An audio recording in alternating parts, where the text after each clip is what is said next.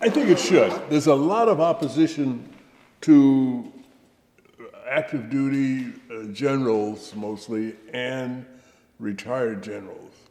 There's opposition to what the current General Brewer is trying to do. So the past, basically officers are kind of having some concern with how the organization is being run right now? Well, yeah, he's, usually they try to add to the budget and beef up the organization.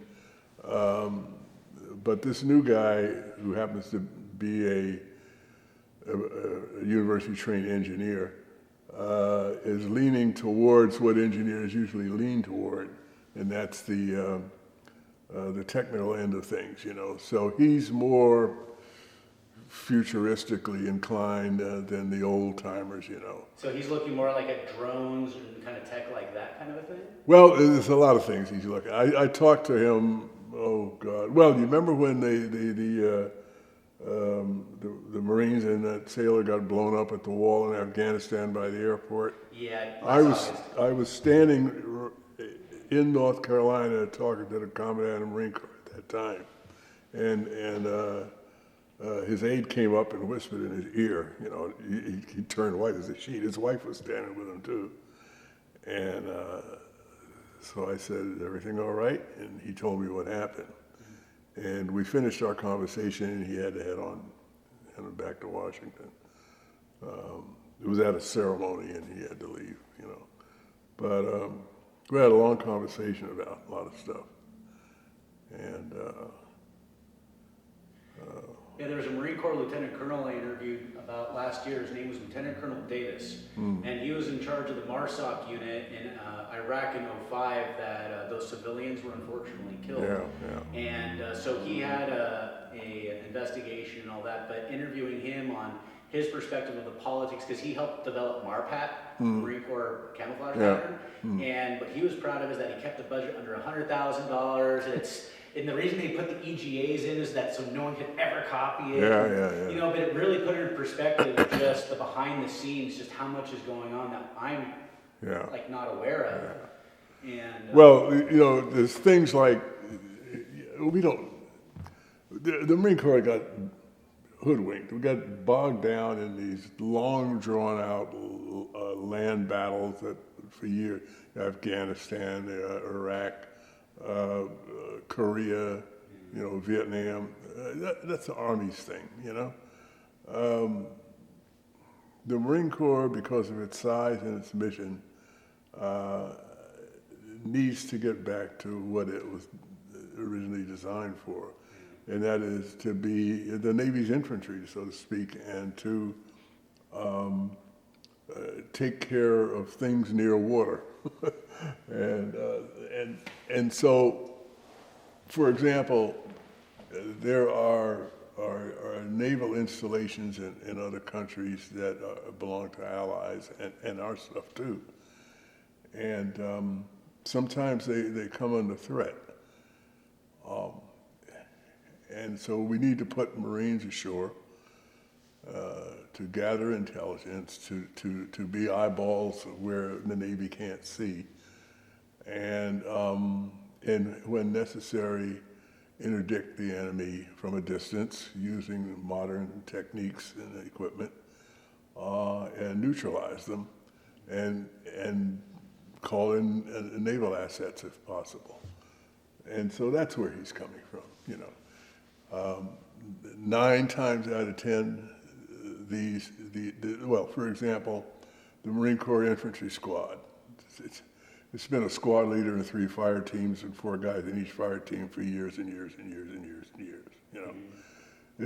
So 12 people, 13 people with the squad leader. With the squad leader being a sergeant, and each fire team had a fire team leader, a rifleman, an automatic rifleman, and an assistant automatic rifleman. Well, now the rifleman is called a grenadier, and the fire team leader is still a corporal, and then now they're going to have an assistant squad leader, okay? And then they're going to add another guy in who is sort of what I call a techie. He handles all of the new equipment, as they say. They'll be able to operate independently for several days out in the middle of nowhere, and people won't even know where the hell they are. They will have over the horizon capability, and they can put ordnance on a target, 15 miles away. They'll have that capability, the squad. So it's that kind of a thing that they're going to be equipped to do. And it makes sense with the current state of the world, especially if we look at, for example, the cliche saying that history repeats itself. We look at the reasoning between the island hopping campaign in the Pacific during World War II to the militarization of the South China Sea currently being conducted by the CCP. And so we look at Guadalcanal, for example, why the Japanese were building an airfield there that has the potential of shutting off Australia from American logistical support. And it's the same concept with the South China Sea, except now the weapon systems that are currently in existence today have the same capability as an airfield down in the Solomons because their range and technology allow them to. And so it makes a lot of sense that the Marine Corps is recognizing that its mission for the last 20 to 30 years, if not more so, 50 years, has been more land-based. And unfortunately, with rising contentions in the East, they do have to revamp themselves if we're going to be able to meet the enemy eye to eye. Yeah, we have what we call fast teams now in the Marine Corps. You've probably heard of them. The Fleet Anti-Terrorism security teams. Like a QRF, Quick Reactionary Force. Yeah, that's basically what they are. And they're talking about Spain, Bahrain, the Persian Gulf, Japan, Guantanamo. They're scattered around.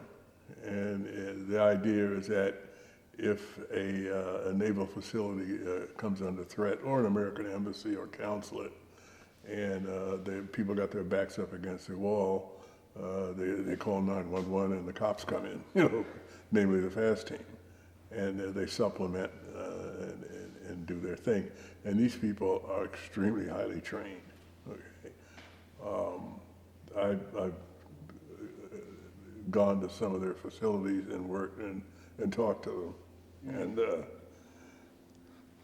yeah, one of my really good buddies was in I guess if in case a nuclear facility was captured or under threat, there's a specific Marine Corps unit that goes in to neutralize it. So he was with that unit and explained to me just the high level of training they received, but also the expected high amount of casualties to accomplish that mission, because if you allow the terrorists to maintain their hold on a nuclear facility, the only other option is that it's they learn how to drive defensively and close quarters combat, all that stuff. It's very good. I think that right now the idea is that every couple of years they rotate these guys back to the fleet Marine Force, but I think that's going to change. I think that's going to change. In what way do you think? I think it'll be once they get into the fast teams, they want to keep them there. That makes sense. Yeah. Especially from the lessons that seem to be deriving from the Ukraine right now, specifically from the Russian side, is that most of their conscripts only have a year of training and then that's it. They go back home. And so if you're going to have a team that you're relying on to neutralize that high level of a threat, you kind of need to keep them around for a while. With the Russians,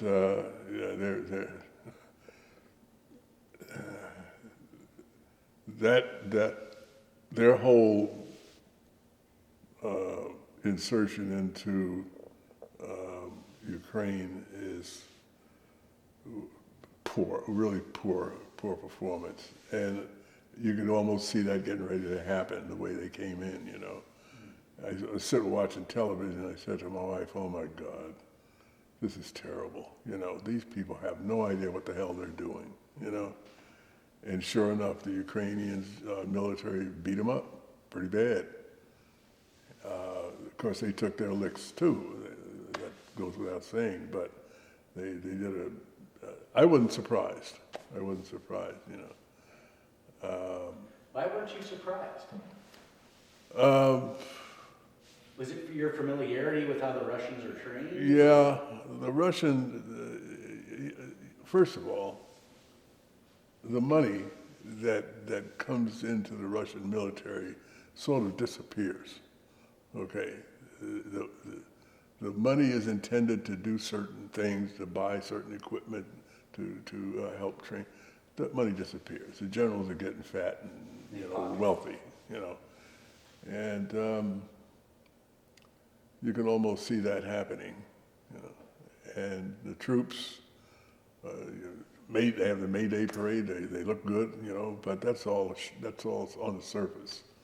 The Russian military is a skeleton of what it used to be, you know, during World War II.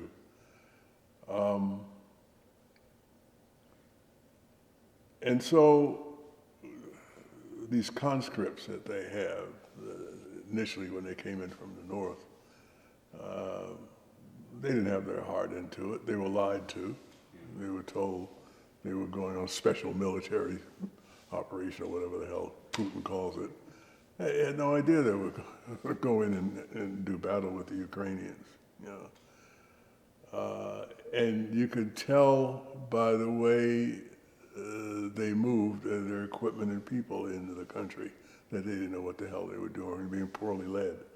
You know, when a general has to come from the rear and tell frontline units what to do and what not to do, something is wrong. There's a breakdown in the chain of command.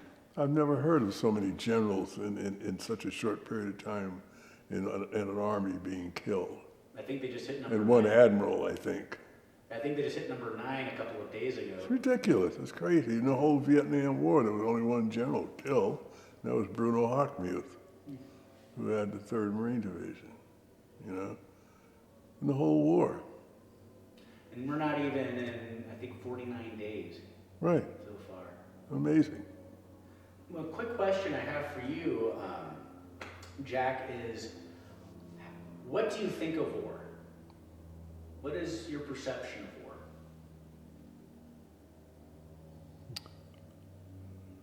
of war? It's ugly. It's dangerous.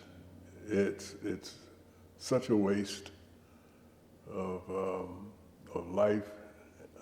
It's scary. It's nasty. Unfortunately, we're always going to have them. It's the way human beings are. You know, we get greedy, we get drunk with power. Somebody thinks they're better than somebody else at a micro and macro level, you know. Unfortunately, politics and greed gets in the way. Sometimes wars are generated by people who are greedy in a roundabout way.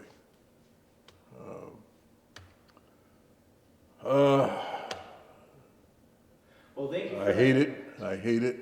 I hate it. You know, it's not like the movies or TV. Some people look upon war as entertainment because they have no idea what it's all about. And so they go to the movies and they watch TV and they think that's what war is. And I keep telling people, I said, you can't smell it, you can't taste it, you know, you can't feel it. You're sitting in the movies watching something on a screen, you know, and you don't bleed when it's crazy, you know. In the movies, you see somebody get shot, and the next thing you know, they're walking around with their arm in a sling. It doesn't work that way, you know.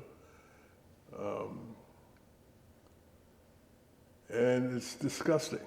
It really is when human beings have to kill other human beings. And it changes you, you know, it really does, in a not so good way.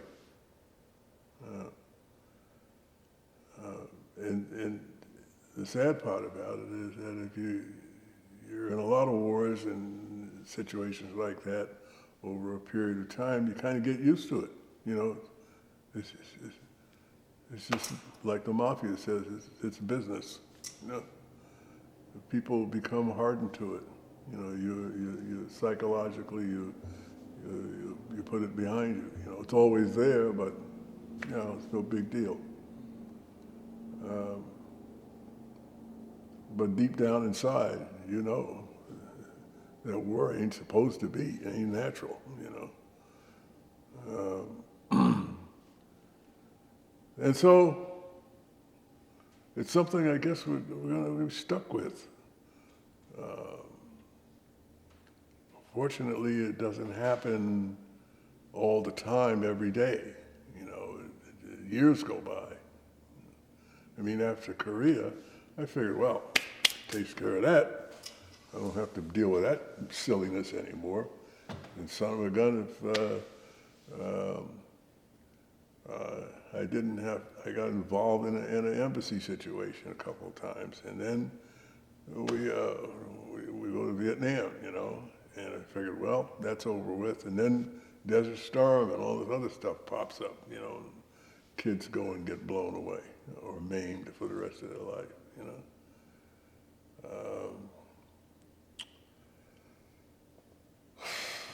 What are you going to do? I mean, the world is fucked up.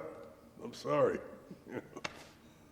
You know, you got what, 70-some countries in Africa, and a third of them are always in some kind of craziness. You know, it's insane. Jack, I really appreciate that answer, and the reason so is because I view conflict in the exact same way. It's detestable, it's inhumane, it's not a natural part of the order of things. And for me, that's why this interview is very important, because I do want to debunk the perception of war being entertainment, the romanticism of war. And so if we revisit Korea today, I would wish for you to be as open with me as possible, but I understand if you can't, because these are very hard things to talk about. But I want people to hear these stories because I want them to understand your perspective from your experience of why this is such a horrible thing. Yeah. And so where we were at last time, we were just talking about the Chosen. You were talking about how you were pulling back, the bridge that was knocked out that had to be repaired. Is there anything, if I recall, would you like to revisit that story, or would you want to continue on? I'll just continue on. Okay, perfect. Yeah. So you're retreating from the Chosen, the bridge has been repaired, and you're making your way back to the fleet that's about to pick you up. How did you guys arrive? We arrived, it was in December, it was before Christmas. And as you can imagine, with the thousands and thousands of military people, the UN forces, it wasn't just Marines, Army, and civilians, thousands of civilians, North Korean civilians coming out. Some of them with, a lot of them with children, old folks, wanting to get out of the area. This was their opportunity. The port of Hungnam was a busy place. Hundreds of ships in the water. The Chinese on the heels of everybody. Planes going overhead, doing what they can to keep them off the tail end of the people coming out. They took a tremendous beating, the Chinese did, but they wanted to get out of the hills also.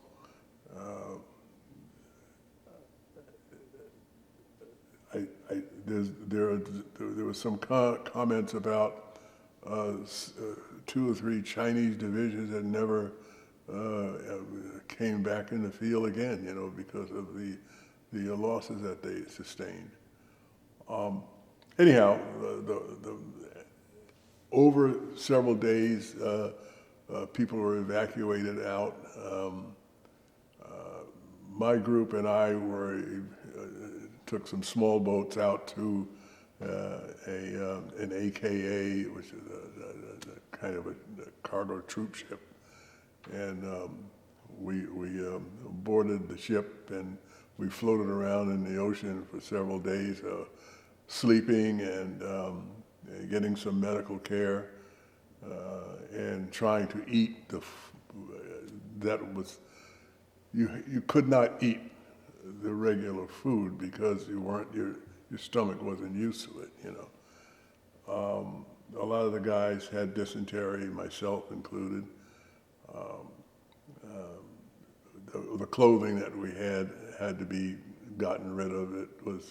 They were all stained and soiled and torn up, and you just had to get rid of it. You know, you couldn't know. The Navy people on board the ship avoided coming close to us. You know? So, and those poor guys, we just ruined their ship. You know, nice and clean before we got on, but when we got off, it was awful. You know? I felt sorry for them.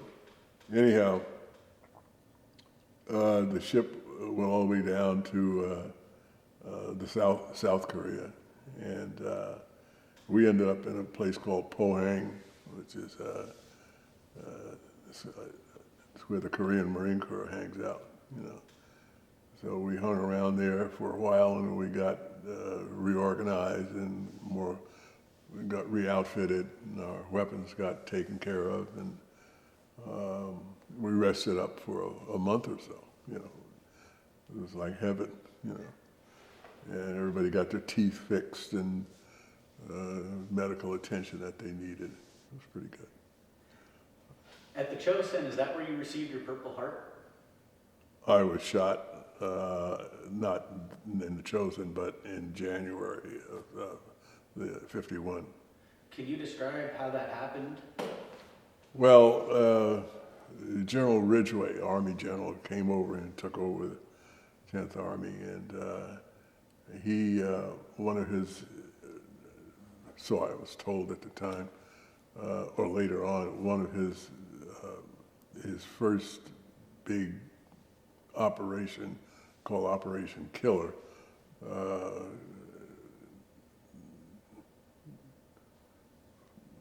that's what he was working on, but he used the Marines to, and other military folks, to start probing north again in South Korea, but probing north up near the DMZ to see how far down the North Koreans had infiltrated or where their lines were. So it's a sort of a scouting mission. So of course,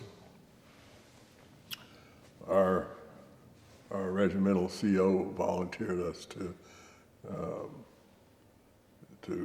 participate in the preliminary reconnaissance prior to Operation Killer, so we could provide feedback to Ridgway. So the group that I was with, we were up in the hills off the coast of the east coast of South Korea, providing cover for infantry units that were moving around in front of us, trying to find out where the North Koreans were. And of course, we were covering them with our mortars, you know, in case something happened. Were they falling back, or was there already an established main line of resistance, the Army units? You mean the North Koreans?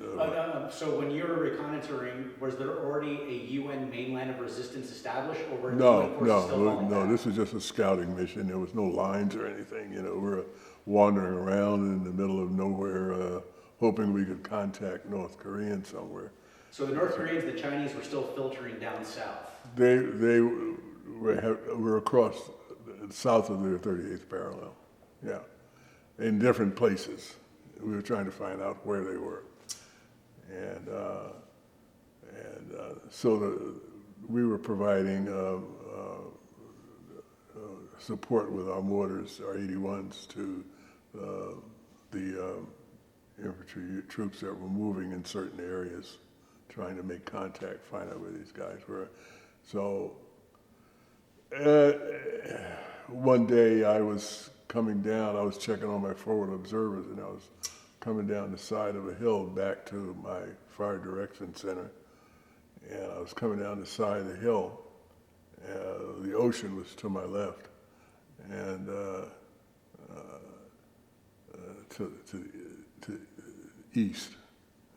And I was coming down the side of this rather steep hill, and I heard some popping, and I turned to see what was happening, and I tripped and fell, or at least I thought I tripped and fell, but I got hit in the ankle, my left ankle, and then I tried to get up to run, and I couldn't. My foot gave away, and then I heard more firing. Well, those are my guys returning fire because they saw what happened, and 3 of them came out and grabbed me and drug me back to a covered place, and I realized that I was shot in the foot, but I didn't know to what extent. It just hurt like hell, and so the corpsman eventually got there, Navy medical corpsman got there, and they cut my boot off and looked at it, and he told me what happened, and then it really hurt, you know. The guy that I relieved, the one that kept referring to me with the N-word that I relieved several months earlier, was one of the guys, in fact, came out to get me and pull me back, you know. He's complaining all the way back, you know. And I just told him to shut up and just keep moving. So he was complaining, not you? Yeah, he was complaining, you know, making disparaging remarks about how I couldn't take care of myself. You know, that's what Marines do. They always, you know, say stupid shit. So now he's back in charge, right? And of course, I made some remarks to him about, you know, the fact that he's probably happier now that I got hurt. You know, he can be placed back in charge again. Anyhow, I 3 or 4 hours later, I got medevaced out. And how were you medevaced out? By a vehicle, a Jeep took me to some dock, and then you know, that took several hours, and then I took a small boat out to a ship called the USS Repose. It was a hospital ship. They took me on board there, and I was on board there for about 3 weeks. They did some surgery on my foot. The small round went in to not this foot, but this one, the one that I don't have no longer, went in right behind the ankle bone and between there and the Achilles tendon. And it lodged right there? And lodged in the bottom of my foot and busted up some bone in there. So when I got on the hospital ship, they took me to X-ray and probed around in there, and they got all of the pieces out and some busted bone. The doctor said, the orthopedic surgeon said, he says, well, he says, you're out of it for now, Sergeant. He said, we're going to send you back to the States. And so they cleaned it up, and I got a lot of antibiotic shots, and they stuffed it with some stuff, I don't know what they put in there, and then I had to put in a cast, you know. And I ended up at St. Albans Naval Hospital in New York, which is, because I'm from New York, they try to put you where you live, you know, somewhere close. So I was at St. Albans Naval Hospital for 4 months, 3.5, 4 months. They did some more surgery on my foot. And then I had to wear a special boot, you know, shoe, big thing, very cumbersome. And so since my folks were in Brooklyn, I asked them if I could just stay at my mom's house and come out for physical therapy. You know, initially it was 3 times a week, but I got around to two times a week. And he said, sure, so that's what I did. And eventually, the cast came off, then I had to wear the special shoe. But I still had to wear arch support thing and all kinds of stuff, you know. And I had to go back for physical therapy twice a week, you know, range of motion and just to see how it was going. So eventually, I got orders transferring me to Quantico, Virginia, to work on some kind of weapons demonstration team, WDT, for the FBI. So when I got there, there were about 15 other guys with various degrees of injuries too. So we were the sort of the walking wounded. They didn't know what else to do with us. We were all on light duty, so they formed this demonstration team. So we just demonstrated small arm weapons to the FBI Academy people. You know. And were you selected for that because you were injured or for another reason? I guess they needed some people on the. I think it was find something for these people to do, kind of thing, you know. So they weren't quite sure whether we were going to be able to stay in the Marine Corps or not. You're in this sort of light duty situation. So, but they have to do something productive. So send them down to Quantico. You know. There's about 15 of us down there. You know. Figmo, right? Yeah. So it was pretty good. It was not bad. You know, we would go over the academy about 3 times a week and talk to. We showed them 45 pistol, the M1 rifle, the M1 carbine. We had a sniper scope thing on the M1 carbine. We explained how that worked. The Browning automatic rifle. What else? The 3.5 millimeter rocket launcher. Super bazooka? The 60 and 81 mortars, you know, things like that. You know. Had light and heavy machine guns, you know. So we just demonstrate all that to them. You know. And it was pretty good duty. I was married at the time, so and my wife was down at. My wife and kids are down in North Carolina. So we just did that. I just did that for about a year. And then they said, okay, so you're moving along pretty good, you know, just keep doing what you've been doing. And had to go get a physical evaluation once every 90 days, you know. So they sent me to Harrisburg, Pennsylvania on I&I duty, which is inspector instructor duty training, you know, with Marine Reserve units. So in Harrisburg, there was a Marine Reserve unit called the 62nd Special Infantry Company. And so I was on I&I duty with them, which was a pretty good deal, you know. It's a sort of a cadre of active duty people who, and we reported to I think it was a captain who was in charge, and there were like 12 or 13 of us there. And everybody had a particular duty to perform. I was the drill instructor for the new reservists who were joining up, and kind of a joke. But I was there for about a year and a half, and then they sent me to Denver to do the same thing. And in Denver, it was a 90 millimeter artillery outfit battery group. The towed ones, not the tractor. That came later. These are towed 90 millimeter, 155 millimeter artillery pieces, you know. 13 guys on a gun, you know, and they had to hook it up to the back of a truck and take it out and spread the trails and put it in battery and dig a hole for powder in another one. It was a very labor-intensive operation to get the gun ready to fire, Nowadays, it's all on tracked vehicles, Got about a 4 or 5 man crew, pretty easy. So you were the main instructor for this unit in Denver? I was a drill instructor for the new kids coming in as reservists.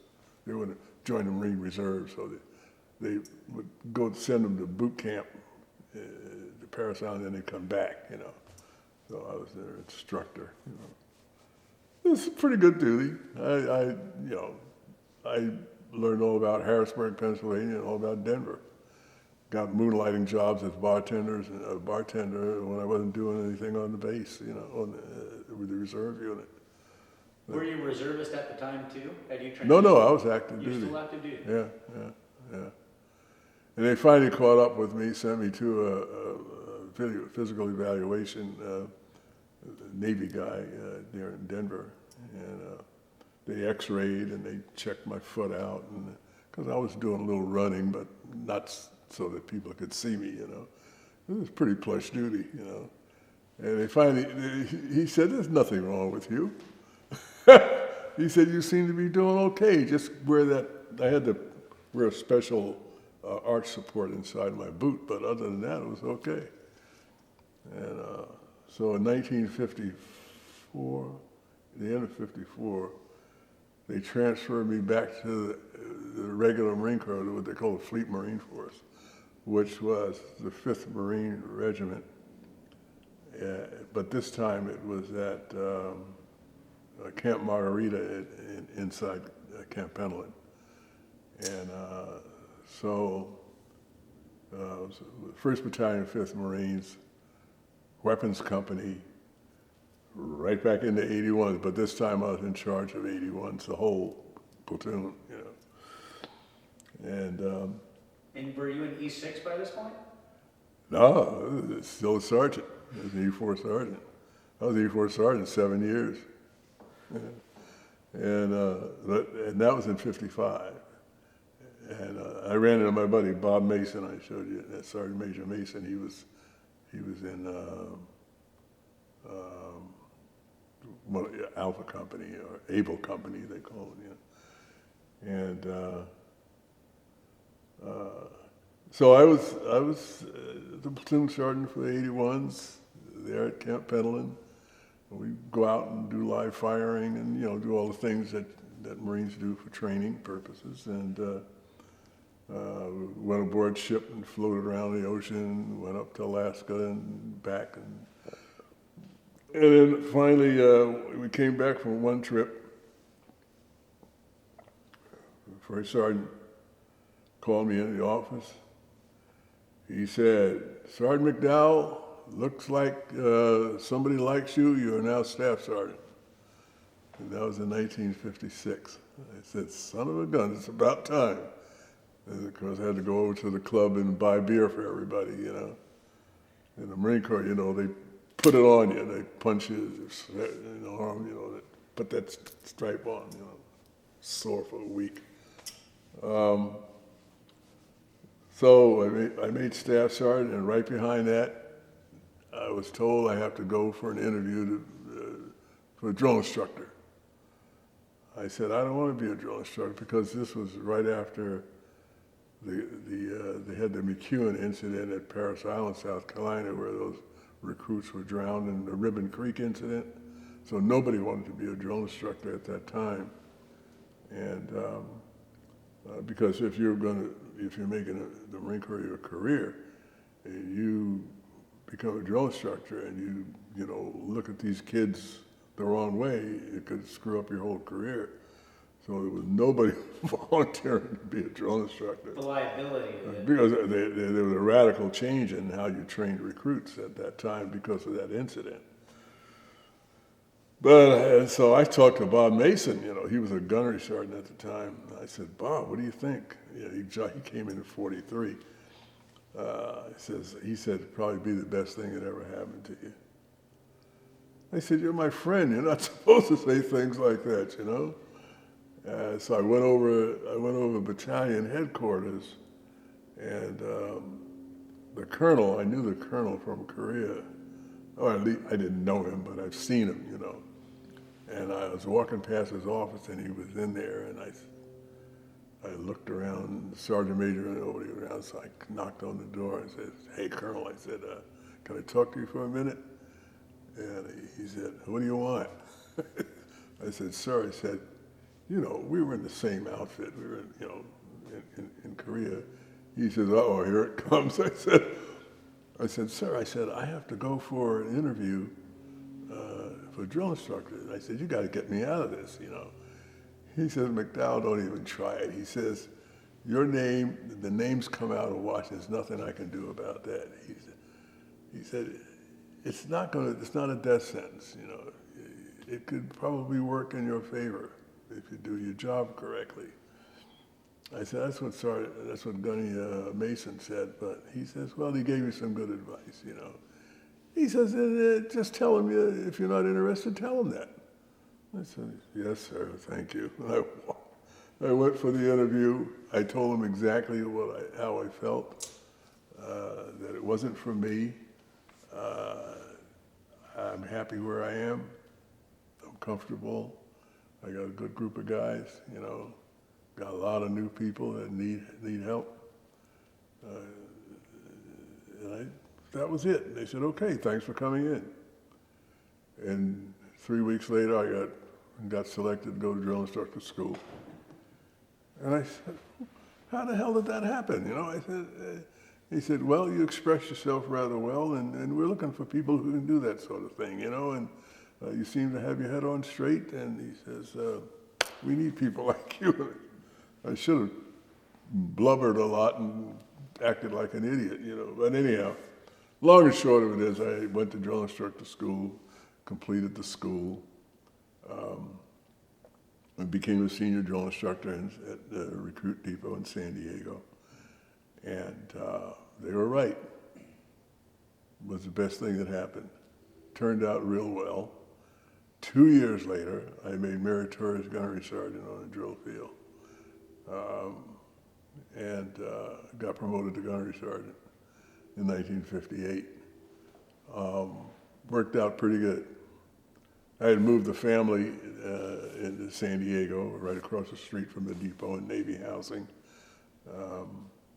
The wife at that time that I had was happy because I made more money. And the kids were in school, and it was a good duty. And I was there for 2 years. And then I got orders to go to 3rd Marine Division in Okinawa. So I had to move the family out of Navy housing into housing in the city of San Diego. And off I went to 3rd Marine Division in Okinawa. And that was a 15-month tour. So your family stayed in San Diego while you went over to Okinawa? Yeah, if you're in the Fleet Marine Force, you can't take your family anywhere with you, you know, because you're always gone somewhere. So I was stationed at Camp Kinser in Okinawa, which is full of mud and Quonset huts, you know, overlooking Kadena Air Force Base. Now, how surreal was it for you, since you were at Okinawa in 45, to now be there? Was it 1960? 58. 58. Okay. Yeah. Was it surreal for you to go back? Well, I was kind of ambivalent, you know. I said, oh, Okinawa, Jesus. But boy, when I got there, they really built it up. It was beautiful, you know. It was nice. They had roads, and it was pretty nice, you know. A lot of changes. And but except for the Marine base, the Camp Kinser where I went to, that was a, you know, looked like back in the dark ages, you know. I had one big butler hut for the mess hall, another big butler hut for the theater, and everything else was Quonset huts. You know, when it rained, got very muddy. They had duck boards all over the place. And, you know, slept in one Quonset hut, took a shower in another one, you know. But that's the Marine Corps. Tried to do everything with no money, you know. Overlooking Kadena Air Force Base family housing area. it's raining like hell, you know, and you could stand on top of the hill and look down into Kadena Air Force Base, family housing, these Cape Heart, one-story ranch-style homes where the Air Force guys, enlisted guys, lived with their kids, you know, got the cars. It makes you wonder whether you're in the right outfit or not, you know. So a couple of times I had a chance to go over to Kadena Air Force Base, me and a couple other guys. We went to a thing called a Rocker Club. That's a senior enlisted club. They had slot machines in there and waiters and food and a band playing and people dancing. And it was like being in Las Vegas. It was unbelievable. You know, I have never seen anything like that in my years in the Marine Corps. You know, it was beautiful. They had their wives and their kids running around. It's a big place, you know, a big band. I'm talking about a whole like 10-piece, 12-piece band playing, you know. It was great, you know. And the officers had a similar facility. And this is the senior enlisted facility Yeah, you're talking about. right. Yeah, the Rocker Club for, you know, your rocker. And it's that luxurious. Oh, it's unbelievable. I mean, compared to what we had, you know. But getting back to the Marine Corps, you know, we would all of a sudden, out of clear blue sky, they would say, okay, pack up, stand by to move out, and trucks would arrive, and boom, away we would go to some ship, and then you're in the Philippines, or you're in Taiwan, or you're in South Korea, you know, training kinds of things, and other stuff. So the 15 months went by fast. I got transferred to another battalion, 3rd Battalion, 3rd Marines, at Camp Bishogallo, another mud city. And then I think it was in 1959, we moved up to Camp Schwab in the north. They had just opened up the Marine, new Marine base at Camp Schwab. But this time with real stateside looking barracks, you know. 2 stories with showers, right? I mean, it was a building. Kind of like this. Yeah, well, not a lot, no. This was a lot better than this. So, I mean, it had squad bays and showers, and it was beautiful. The problem is that the typhoon came shortly after we moved in, probably probably within a week or a week and a half, and the building was not watertight. All water came into the building, so they had to bring the contractors back and fix that. But Camp Schwab was beautiful compared to what we'd been used to. And of course, then we were out in the Pacific on ships and going to different places again. But my 15 months went by pretty good. You know, we had a couple of incidents that we had to respond to, but other than that, What kind of incidents? well, it was some problems in the Philippines, but that was minor. And then, so then I got orders back to San Diego to the drill field again, but this time as a series gunnery sergeant. Series gunnery sergeant is over 2 or more platoons going through boot camp as a group simultaneously. A platoon consists of primarily 75 recruits at that time, and 3 drill instructors, a senior and 2 junior drill instructors. So I had sometimes 3 of those groups, or 4, to oversee and report to a lieutenant who probably had 2 years in the Marine Corps, who was a series officer in charge, okay? And the idea is to provide lots of oversight and supervision to the drill instructors to make sure that they behave themselves and do what they're supposed to do, and be as professional as they can be and train the recruits without a whole lot of abuse and harassment and foul language and that sort of thing. So the Marine Corps cleaned up its way of training recruits over the years, and I think all for the better. And then the recruits were a lot smarter than they were in the 60s and 70s, in the 50s and the 60s than they were in the 40s, I think. So all in all, I think my experience on the drill field was beneficial to me in the long run. I learned a lot. The big thing on the drill field is make sure the kids learn what they're supposed to learn, so that when they graduate, they'll be basic Marines, and we send them up to Camp Pendleton to School of Infantry, and so they can learn whatever they have to learn up there. And then they go into the fleet, and whatever their military occupational specialties are, they go out to the Marine Corps, and hopefully better than they were when they first came in. So it worked, and it was good.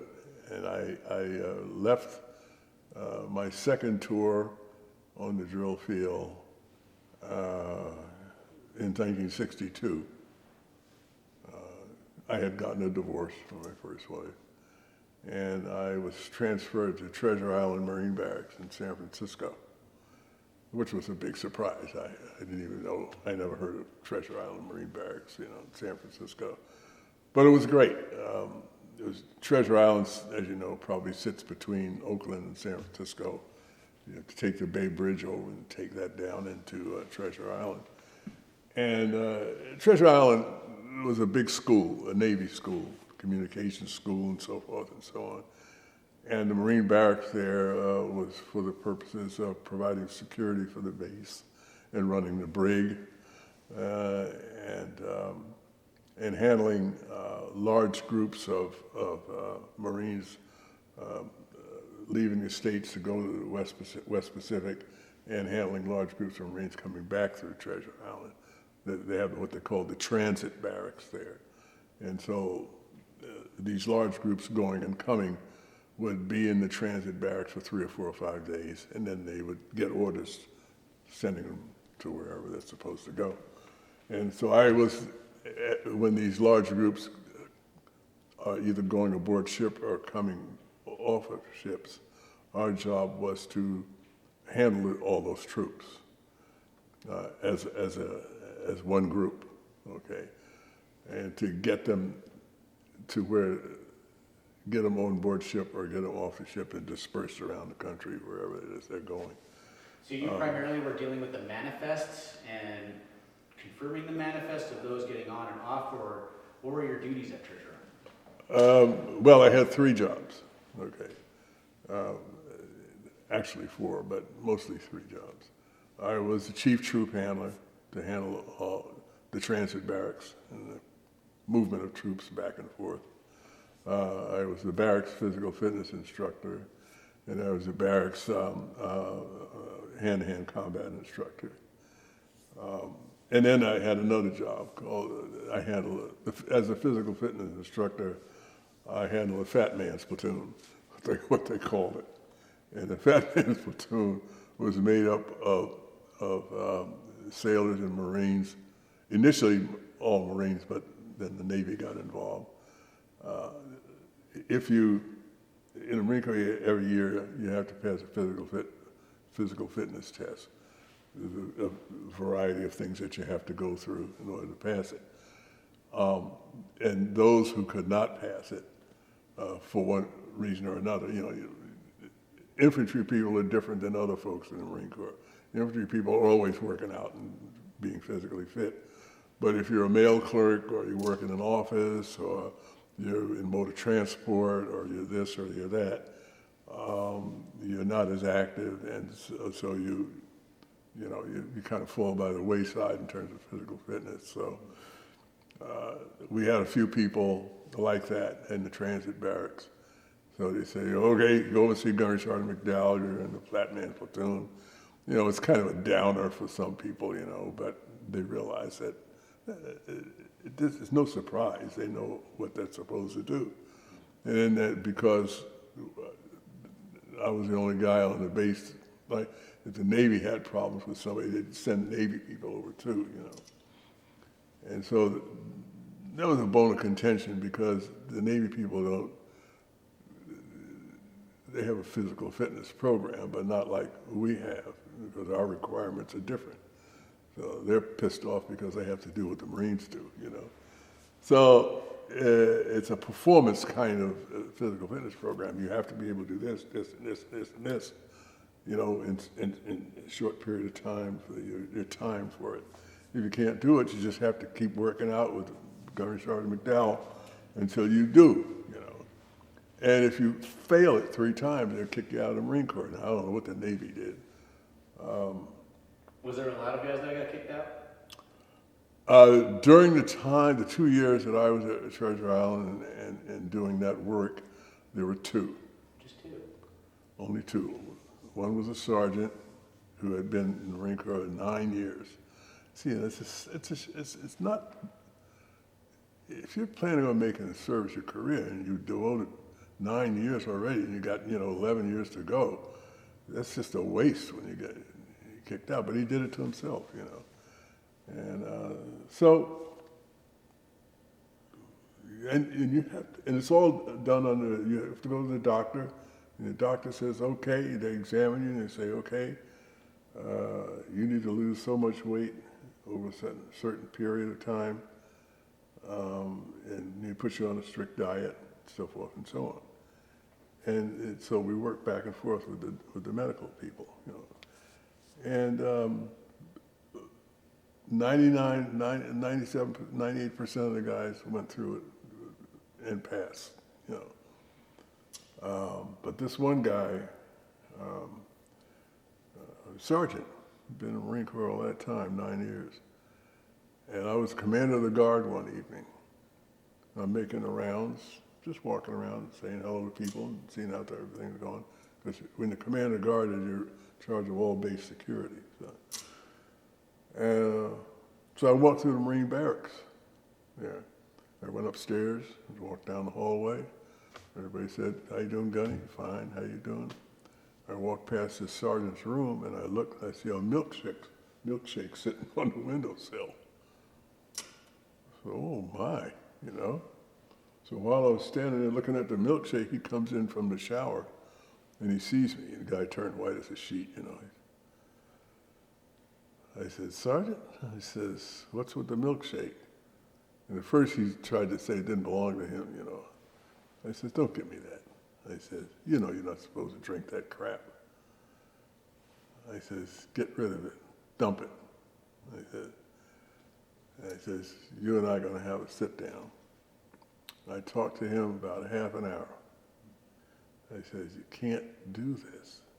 He said, "I don't know how many times you have broken the rules. You're not supposed to do this. What else are you doing that you're not supposed to be doing, you know?"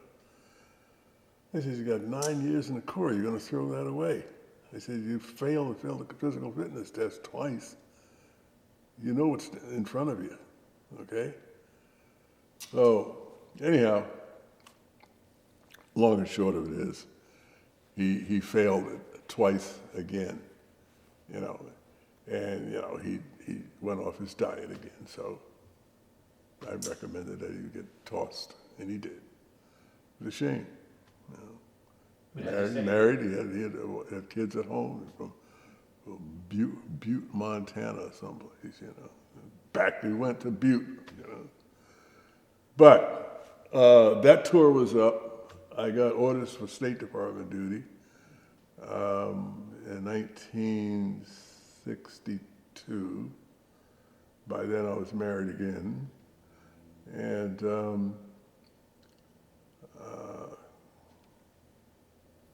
1962, I got orders to report to Henderson Hall, Arlington, Virginia, the State Department school. I arrive at Henderson Hall, Arlington, Virginia. 6-week program, and went through that, and got orders to go to Tegucigalpa in Honduras. Went downtown, bought a bunch of civilian clothes for that kind of weather, down there in Honduras, Central America. So you're buying these clothes up in the States? Robert Hall's in Washington, D.C. Robert Hall's men's clothing store. You get shirts, shoes, because and the government pays for it because in certain posts you have to wear civilian clothes. And even when you're off duty, you wear civilian clothes. So they supplement your military pay with money to buy clothing.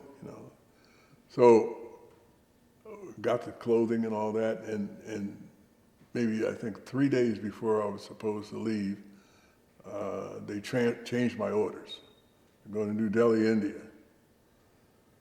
Boy, so I told my wife at that time, I said, we're going to New Delhi, India. She'd never been outside San Francisco. So anyhow, long and short of it is we take off, we go to, I took off, and we went to, my regional Marine officer was in Beirut, Lebanon. So I arrived in Beirut, reported to the American Embassy. Some guys picked me up from the airport. And, I went to see the major, and we sat around and chewed the fat for a day, went out and had a couple of drinks, He's checking me out, I'm checking him out, and we had fun, good guy. And then I got on a plane and went to New Delhi and reported into the ambassador there, and took over the Marine detachment. And we were at the USAID director's house, my wife and I. She came over for Thanksgiving dinner, and I got a telegram. The deputy chief of mission handed me a telegram that my father had passed away. So next day I was on a plane. This was maybe 3 weeks after I got to New Delhi. I was on a plane to where did I go? New York? To New York, yeah. But the weather put us down in Madrid, so I had to stay in Madrid a couple of days. And when I finally got to New York, I got there a day after the funeral. My brother and sister were there, and but they had to leave because my sister worked for the World Health Organization, a UN-affiliated outfit, and my brother worked for the UN too, and they had to disappear. So I ended up taking care of a lot of my father's stuff, and then I got on a plane and went back to Beirut, and then from there I went to Cairo for 2 weeks to take care of a situation that occurred there. Was that during the Suez Canal crisis? So, What incident took place when you were there? Were you... there was a problem. There was a problem with the Marine Detachment's leadership, and there was an incident that occurred there involving some nasty people, which I won't go into. So I was supposed to be there for about a week and a half. It ended up being about 3 weeks. And finally, I got out of Cairo, back to Beirut, explained to the regional Marine officer everything, and then off to Delhi I went. And when I got there, I got orders to transfer me to Kathmandu, Nepal. So I went up to Kathmandu and took over that detachment. The guy that was in charge of the detachment there had to be relieved, sent back to the States. So I reported into the ambassador there, Ambassador Henry Stebbins, and had to sit down with him. He explained a lot of things to me. The deputy chief of mission, his number 2 guy, came in, you know, and handshaking all around, welcomed me aboard. The deputy chief of mission was Harry Barnes, and then I took over the detachment and had to make a lot of changes. What kind of changes? Well, you know, the Marines, their building was in Kathmandu was across the street from the embassy, and that's where they lived. And they had a bar downstairs, and the bar was kind of a community bar for the Americans and people from other countries too. And it was sort of open house. People just start coming in, and I didn't like that. And Operational security issue, for sure. well, yeah, you know, it was like, you know, let's go to the Marine bar. It was like, you know, public bar. You know, I said, wait a minute, what's going on here? I said, this is your guy's home. You know, this is not a public facility. I said, what's going on? You know, they said, well, you know, we just have a lot of friends here. I said, no. You know, as of this moment, right now, the bar is closed. Okay, nobody comes into this house unless you bring them in, and that's going to be limited to 2 people per Marine. That's it. I shut the bar down. I said, it's not going to open up again until I say so. Of course, the word went out in the American community and the British community and the French community and the Indian, everybody. He said, the people would come, you know, and they couldn't get in. I said, what's going on, you know? It was like, how dare he do that, you know? And so the bar stayed closed for a month and a half. Even Marines couldn't go in there, you know? And so I said, these are the new rules. There's a new sheriff in town. This is the way it's going to be, you know? And when we opened the bar again, everybody got the word, but I got a lot of dirty looks in not only the American community, but the international community, you know? So, Kathmandu, we had an anti-American riot. We had 2 of them. We found out who paid the students for that. It got out of hand. There was several incidents that did not end well. How so? Pardon? How so? Well, in one incident, they breached the motor pool. There was some injuries involved, you know. So. Would you mind going into more detail about that incident? No, we'll do that. The military, the army. The army of the Nepalese army had to be called in to supplement the police. They weren't all that well trained, you know. Was the embassy overrun or just temporarily? They did get inside the wall, you know, but we worked it out. Did the Marines suffer any casualties? No. We had 1 civilian casualty. Anyhow, we took care of that situation. And of course, part of the training that I had to go through was through what we loosely referred to as a safe and lock school. So, as a part of our responsibilities were to take care of, make sure that classified material and equipment was taken care of. You know. Security.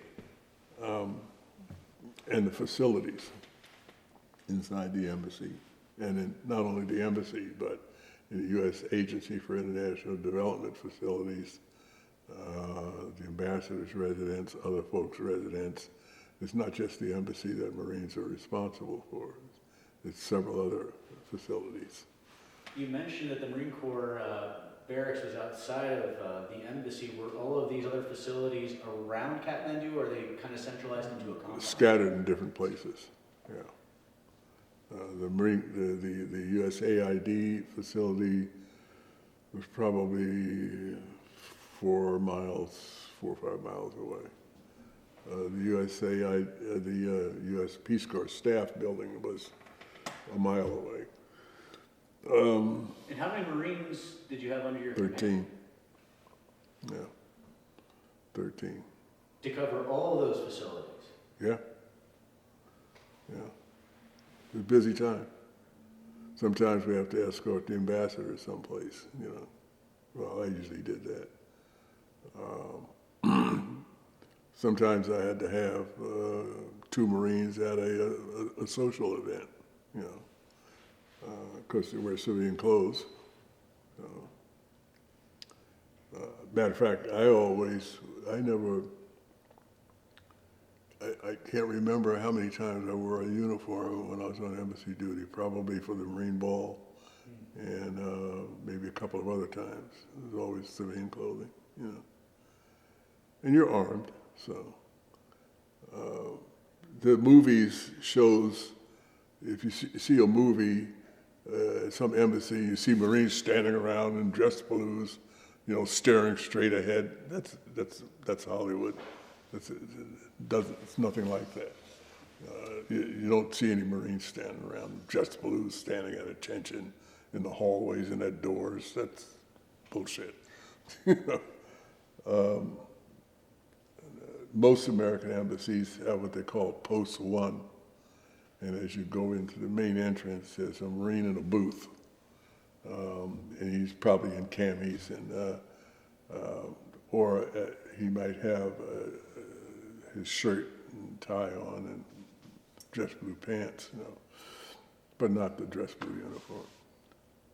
And in that Post 1 booth, he's got all kinds of equipment in there that puts him in touch with everybody when he can see everything, you know.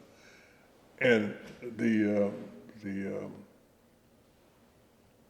detachment commanders is in an office someplace in the building and pushing paper and taking care of 1,000 other things, you know. More of an administrator than anything else unless something happens.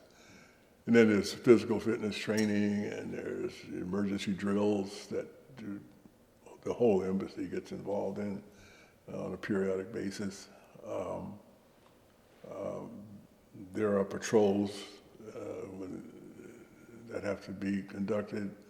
The Marines are looking for specific things and doing specific things in connection with their duties. And it's a busy time. Marine detachments at American embassies are always busy, always something going on, you know. And good duty, great duty. And requirements, personal conduct and discipline is paramount, you know, because you're representing the ambassador and you're representing the United States.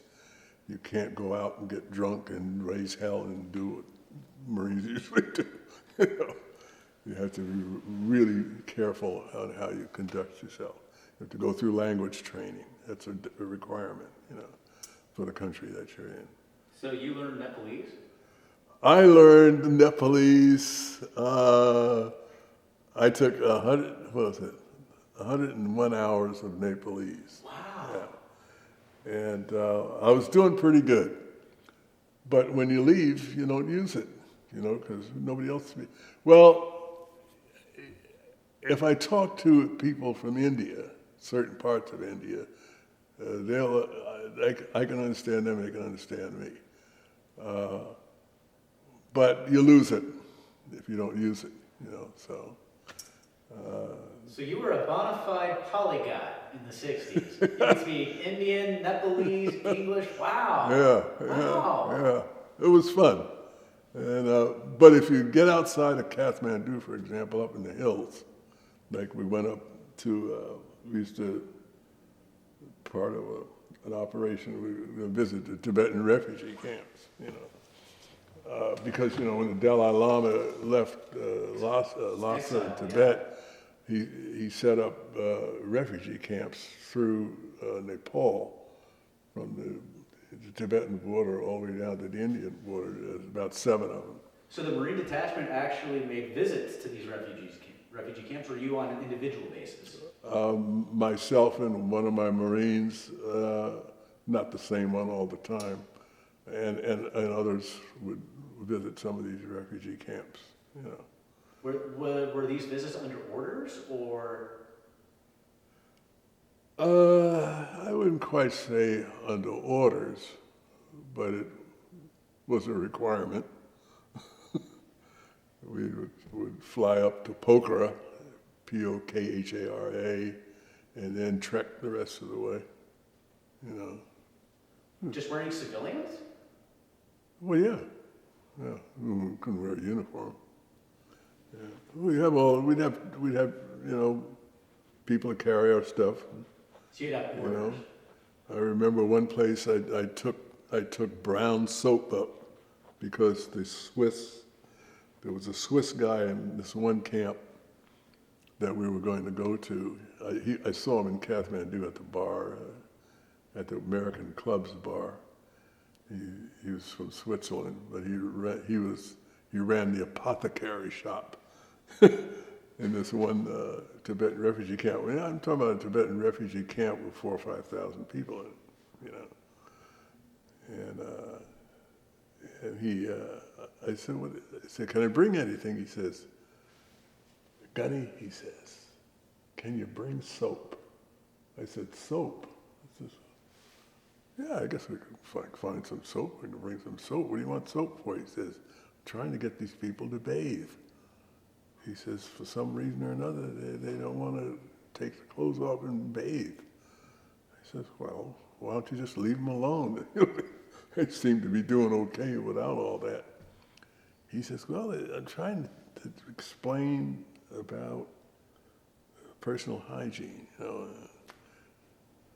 I said, well, I can bring you some soap, I says. So I got a big crate of brown soap, you know, that old stuff. And we get to the refugee camp, and of course, you know, a day out they know we're coming because they got people up in the hills. I don't know how they pass the word, but anyhow, they know we're coming. And by the time we come down off the crest of the hill and turn the corner in the road, there were hundreds of people on the wall up in the hills waving, you know. And we pull in this refugee camp, and of course it's all huts and go-downs and stuff like that. It's spread out all over the plains. A lot of goats and what have you. It's nice people, though, you know, happy people. They had been there for quite some time. The Dalai Lama brought his armies with him, too. So in these camps, you've got a significant number of former Tibetan military people. So the guy comes over, the Swiss guy comes over, and he's explaining to the head people there, you know, that we got the soap, you know, some of the people tried to eat it, you know. I'll demonstrate. And I went down to they call it the White River, but they had another name for it, you know. And I took off all my clothes, and it was a riot. I started bathing in the water, and it was cold in hell, you know. And I used the soap, you know, to clean up. And there must have been 300 people on the hills. The kids were laughing their asses off, you know. The dogs were running back and forth. It was a hilarious thing, the most craziest thing they've ever seen. You know, you don't disturb what God developed. The dirt on you is part of Earth. You know, it is a psychology thing. So that was their perspective of not bathing. I guess so. I don't know. I still haven't been able to figure it out. and I washed my clothes, and I put them back on again, Kids followed me around for a day, They thought it was the funniest thing they'd ever seen. So they thought I was completely mad. But it was hilarious. We sat and we ate their food. We drank this thing called Chang, which is their version of alcohol, But to me, it was like milkshake. You could drink 3 or 4 of them and you wouldn't even get a buzz on, but they would be half in a bag, after 2 of them. So they thought that was miraculous, They would stare at you, waiting for you to fall out, Nothing happened. But it's made from wheat somehow or another. I don't know what they do. But we ate the food, and we were there for a few days, and then we 4 days actually, and then we left. Did that about 3 times, Anyhow, State Department duty was an eye-opener for me. I saw how the other half lived. I met the prince from the country of Bhutan, went to a party with him, he and his beautiful wife. Prince, what was it, Lendip Dorji, interesting fellow. He was in Nepal because there was a palace problem at that time in the Bhutan. The king was assassinated, and there was a big kerfuffle in the royal family. So he ended up in India and Nepal with his wife. He was mentioned in Shirley MacLaine's book called "Don't Fall Off the Mountain," Lendip Dorji. Yeah. And I met a lot of interesting people. I met, who did I meet when I was on embassy duty?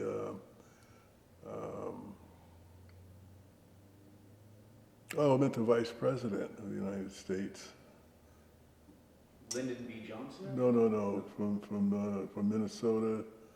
What was his name? The pharmacist. Oh. Uh, Eisenhower's? no. What the hell is in there? I'll think of it in a minute.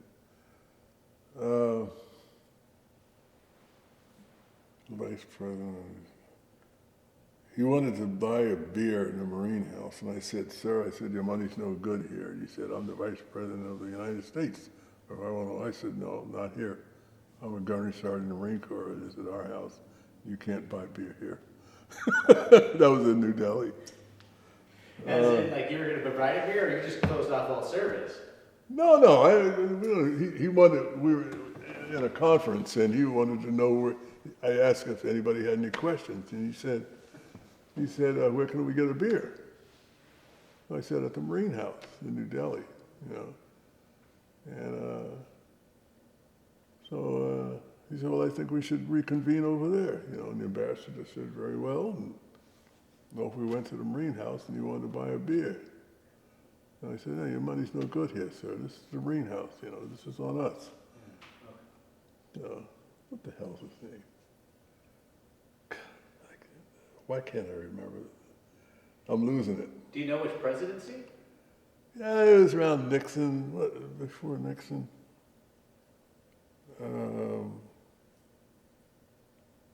The happy guy. What is his name? Jesus. I can look it up, but I'll think of it in a minute. Anyhow, my duty was up in 1964. I was transferred to the 2nd Marine Division at Camp Lejeune, North Carolina. A rifle company. I took over a rifle company. I made first sergeant while I was on embassy duty. And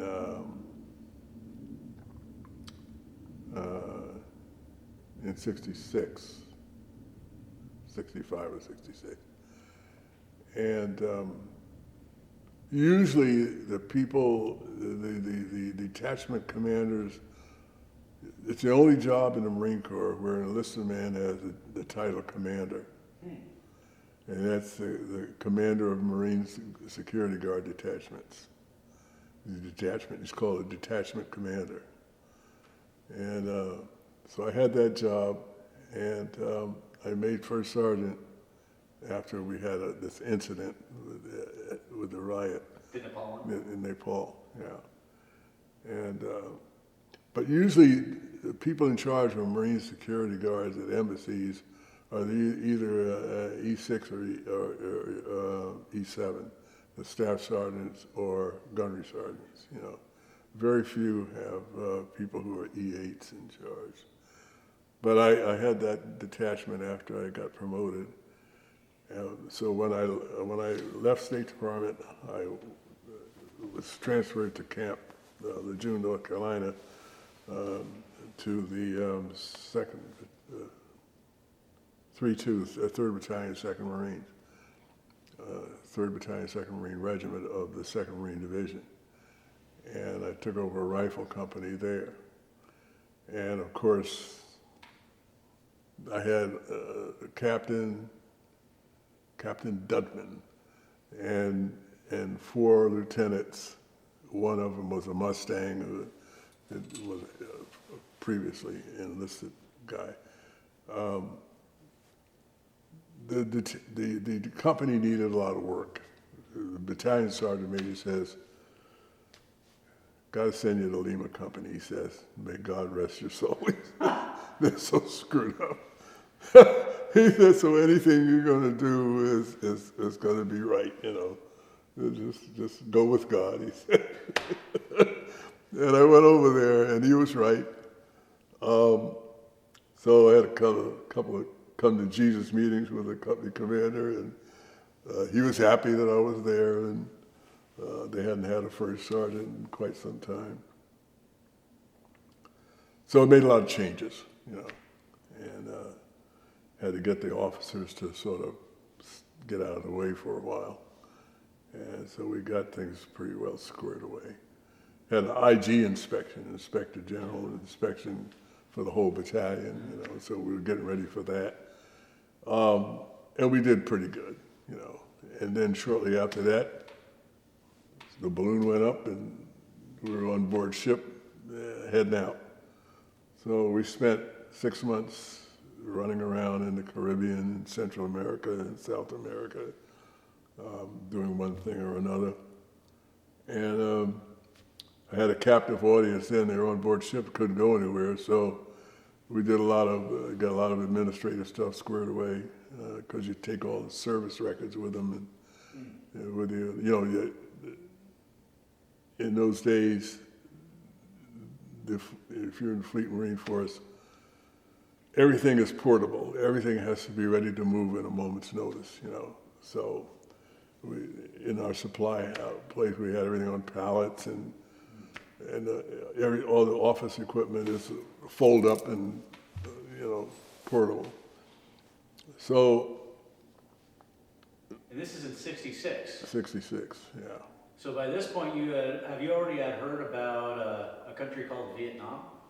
Oh yeah, the war was going on. Yeah, we heard about that in '65, '64 actually, and so you know, in our company, we were always losing people going to Vietnam. You know. So you get the replacements in, kids out of boot camp and what have you. So, but we were heading out to the Caribbean. We went down to Vieques, one of the Puerto Rican islands, for some training. Went into St. Thomas on Liberty, you know.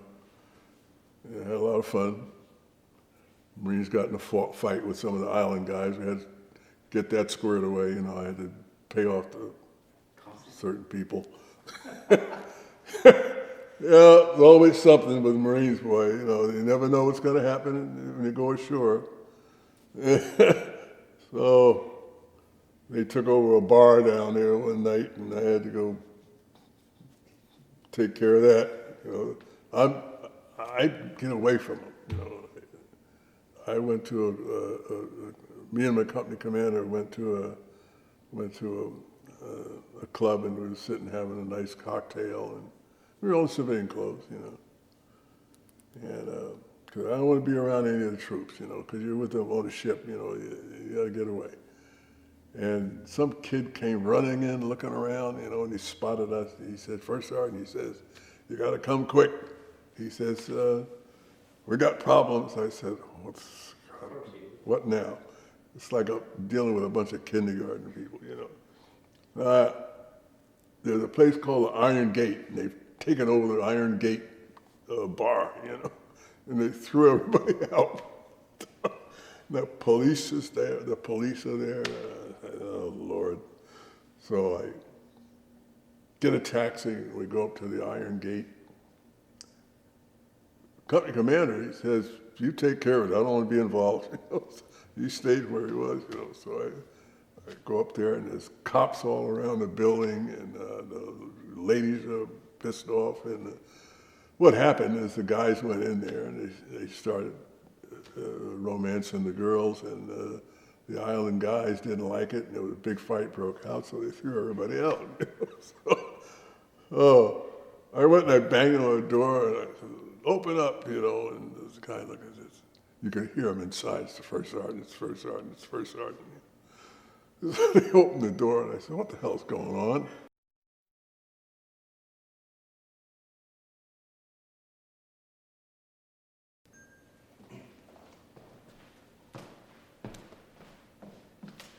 So all the guys inside this bar were Yeah. yelling, First Sergeant's here." Yeah, so they opened it up. I went in. I said, "What's going on?" They explained to me what happened. And I said, "Okay," because there was some furniture that was busted. I said, I went out and I talked to the owner, and I talked to the chief of police, or whoever the guy was in charge.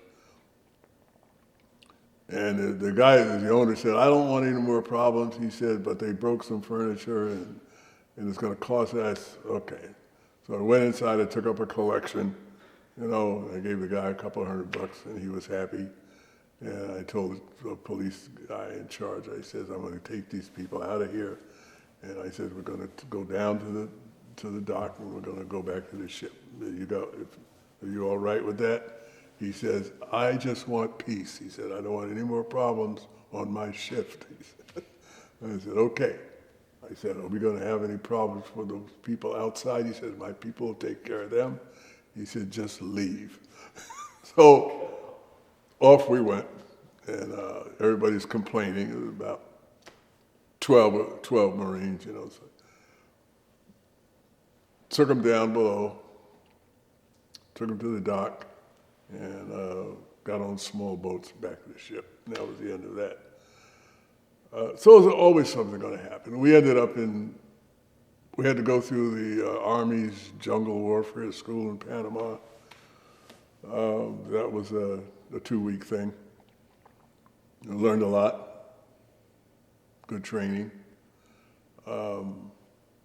Survival in the jungles, land navigation in the jungle, during in daytime. What you can eat, what you can't eat, you know, that sort of thing.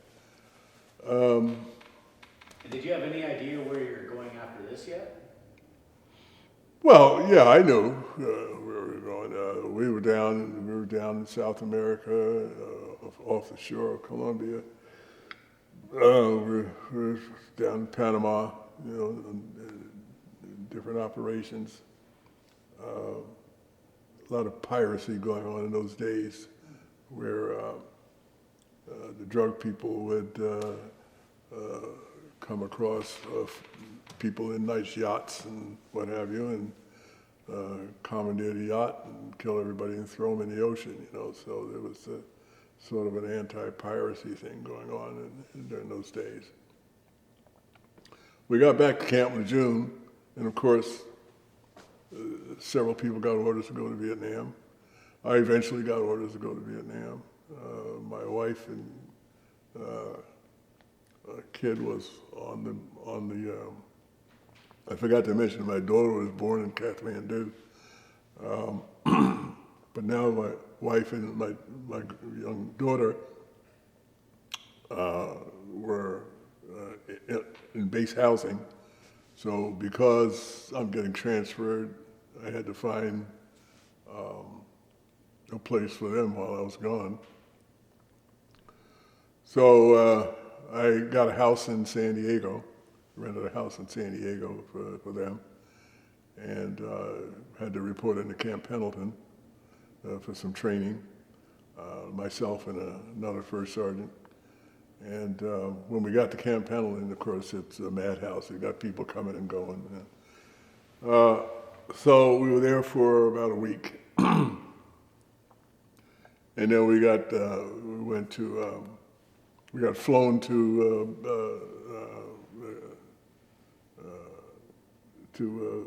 Okinawa. We were there for a couple of days, and then from there into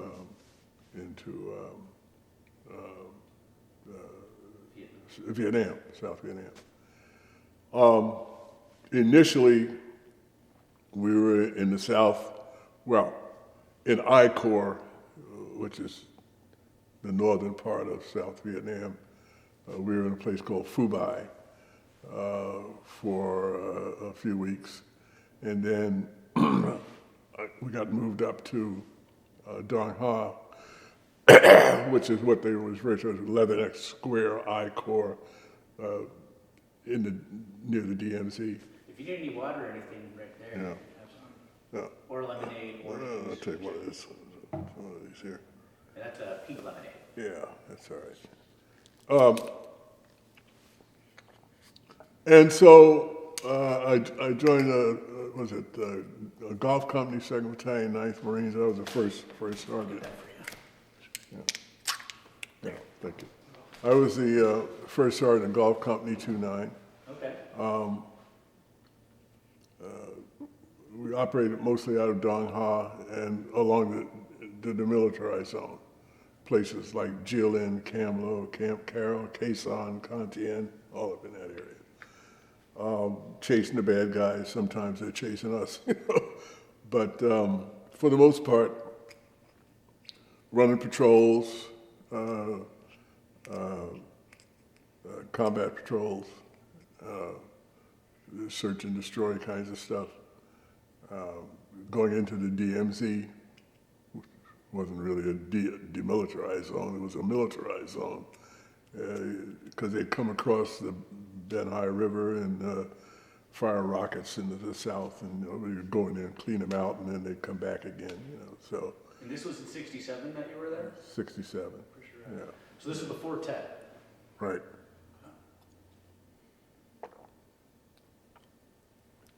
So we get casualties, pick up casualties, we medevac them out, and we get replacements in, and there's always one problem or another. I was going back and forth as a first sergeant. I didn't have a company gunnery sergeant because he ended up with a back problem, so I was pulling double duty. They hadn't, when I arrived, a golf company hadn't had a first sergeant in 3 months, so there were a lot of things that needed to be cleaned up and taken care of, administratively speaking, and also morale-wise, and so forth and so on. From an outside perspective, you've now deployed in 3 different points of contention, World War II, Korea, and now Vietnam. Were there any major differences that you noticed between, for example, World War II to Vietnam? Oh, yeah, Lord. Well, yeah. Terrain, weather, languages, tactics.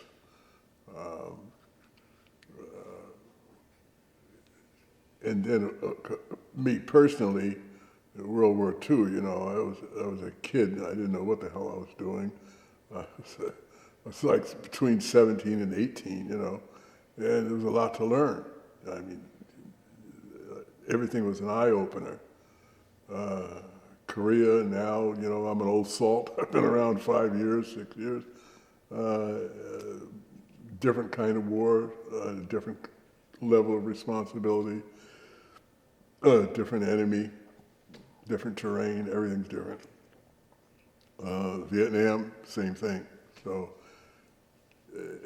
every situation is a learning process, You get older and wiser, hopefully, and even the Marines change, you know. World War II, racially segregated. Korea, we were in transition from racially segregated Marine Corps to an integrated Marine Corps, which didn't go well as far as I was concerned, you know. Some aspects of it didn't go well, some of it did. Vietnam, completely integrated, you know. So the atmosphere in the Marine Corps between those periods had vastly changed, it sounded. Oh yeah, I think so from my point of view. That's not to say we didn't have race problems. You always have race problems. You got race problems now, you know, but not as bad as it was. So you did notice an improvement.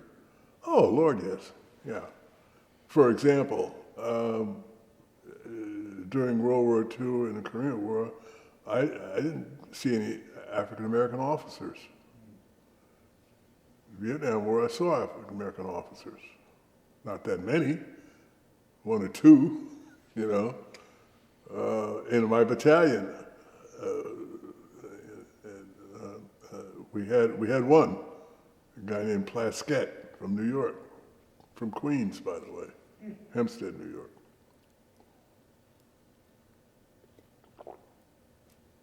He was a staff sergeant, and he eventually made his way into second lieutenant. He was the S1, administrative officer. And he and I used to sit around and have a lot of fun talking, you know. Good guy.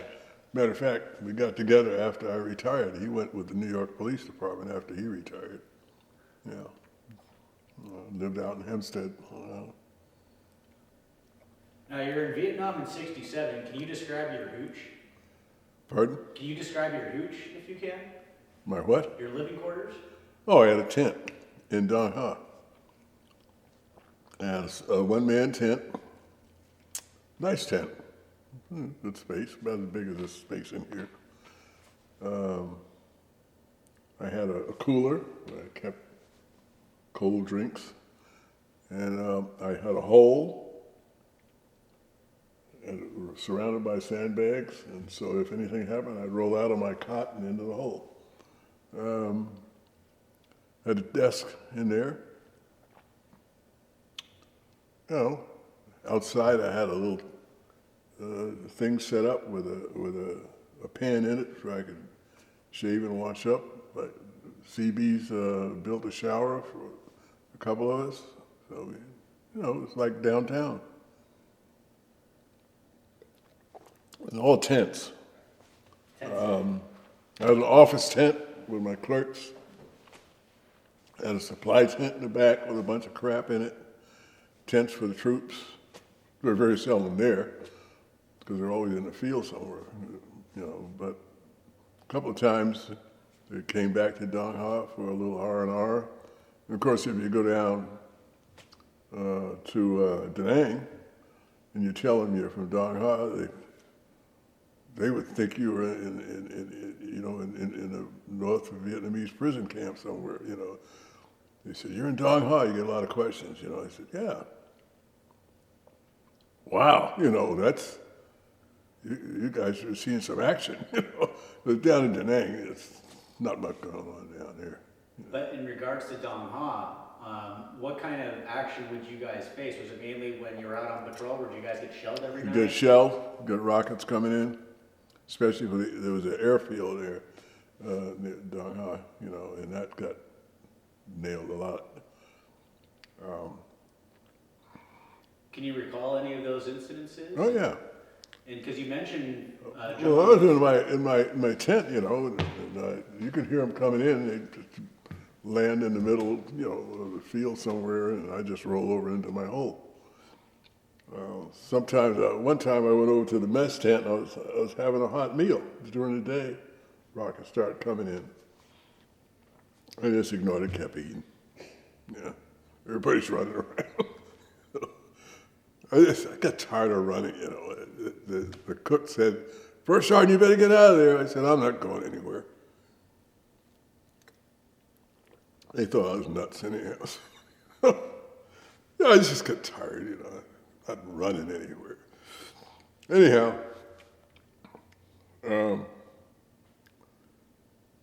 we were, one time we were up in a place called GLN, which was an artillery base. And we were providing security for it and running patrols out. They sprayed Agent Orange stuff, you know, to get rid of the foliage. And of course, we were sleeping in that and running around, and it didn't know anything about it. Lost a couple of people up there. We usually set up ambushes and stuff that go out after sundown, set up ambushes and sit there all night, or run patrols, you know, or try to grab a prisoner or two. We did pretty good, you know. And then I had some guys that were hurt, and I had to go down to Da Nang to the hospital and to check them out and take their mail and see how they were doing. Supply chain screw up. Guys couldn't get any socks. So I found my buddy who was a legal beagle. I knew him back in the States, Tony Hernandez from New York. He's a legal chief down there. I think he was a lieutenant, second lieutenant. I don't understand how he made second lieutenant. Guy's an idiot.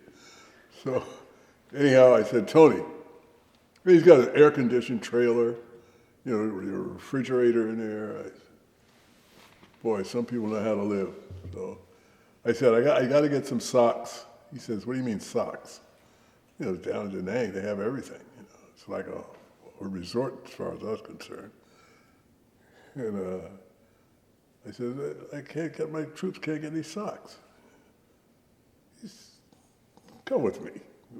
He had a Jeep with a trailer. We went over to some Army Special Forces camp. Went to see some master sergeant. Got 2 cases of socks. Gave me 3 bottles of 4 Roses. Got back to Da Nang. The whole trip took an hour, a round trip. The next day, he took me over the airstrip. I got a helicopter ride back up to Dong Ha. 2 days later, I was on the Rough Rider. That's a convoy, resupply convoy going north. With my socks and half a case of 4 Roses. We get up to Cam Lo. Now they pull my company got relieved in GLN. So they're out in the boondocks. They're on a sweep between GLN and Cam Lo, which is a bad neighborhood. A couple of them stepped on some mines, got toes and legs busted up.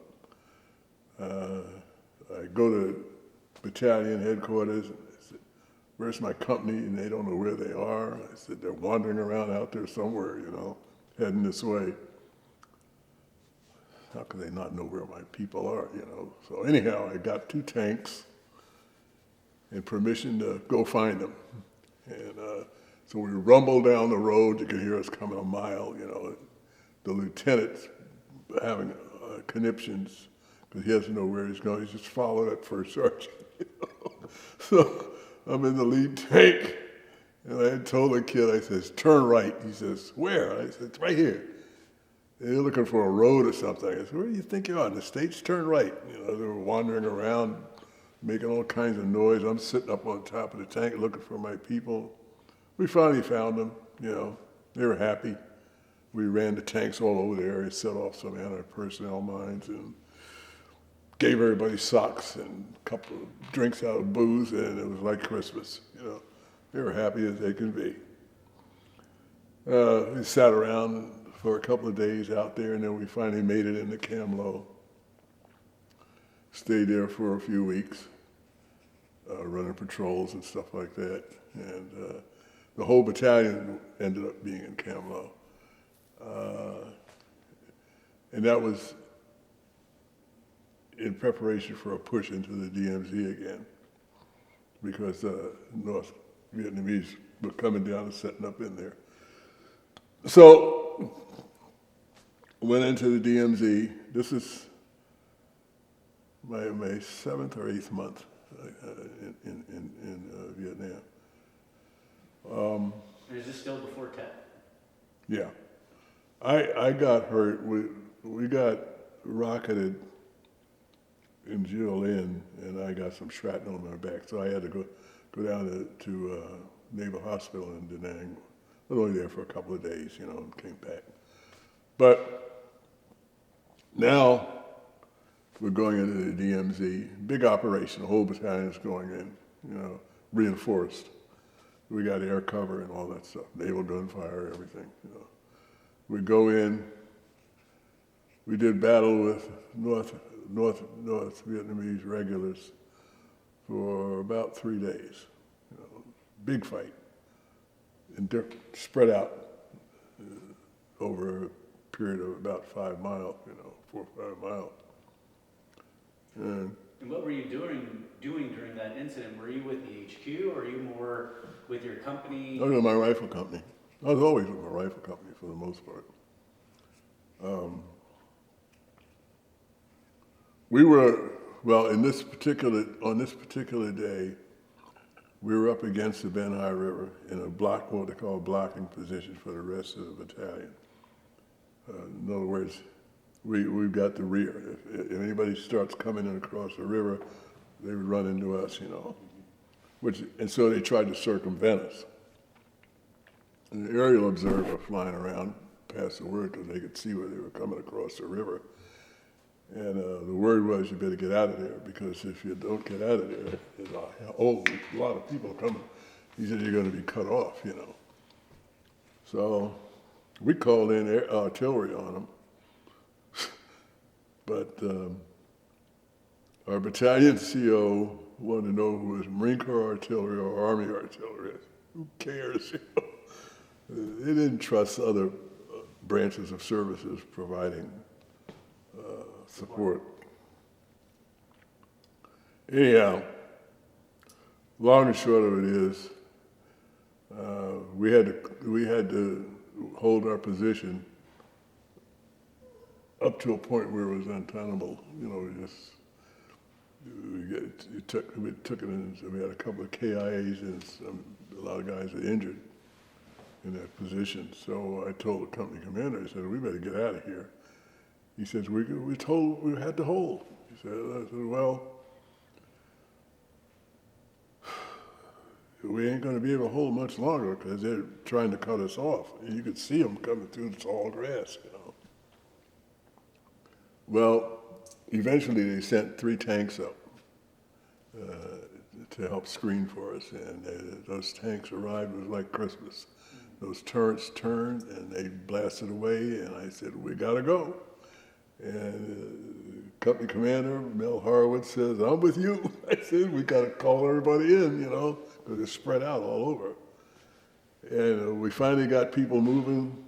They got a lot of gear they were carrying with them, so. And what about your unit casualties? We're carrying them with us, pulling them with us. Got 2 dead guys and 5 or 6 wounded guys in various stages of injury, How were they evacuated, on the back of the tanks or carried out? Carried out physically, 4 guys on 1, ponchos.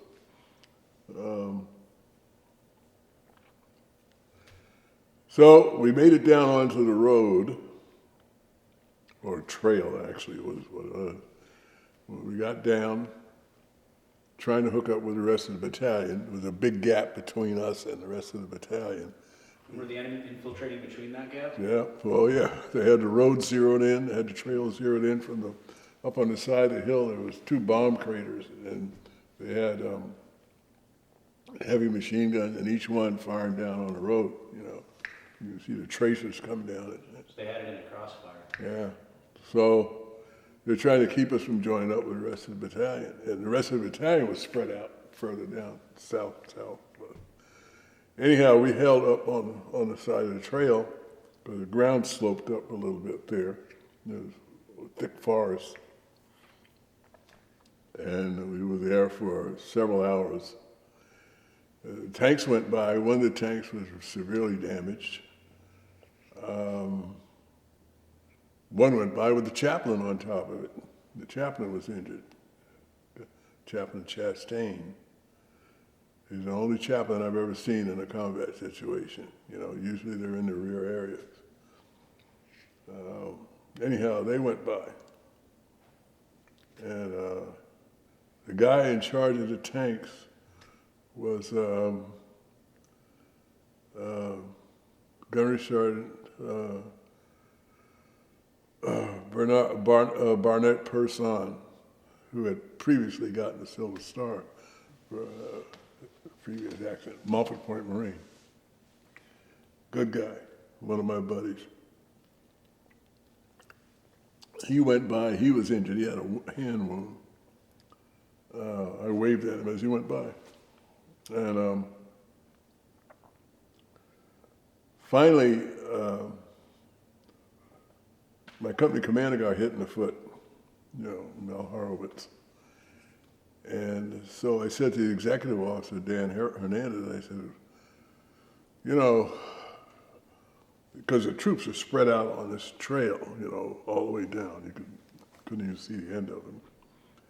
And I said, we can't go any further down the trail because they got it, it's an impact zone. You can see the 50 caliber rounds hitting the ground. I said, the only way we're gonna hook up the rest of the battalion is cross the trail into the woods on the other side and head south after we get inside.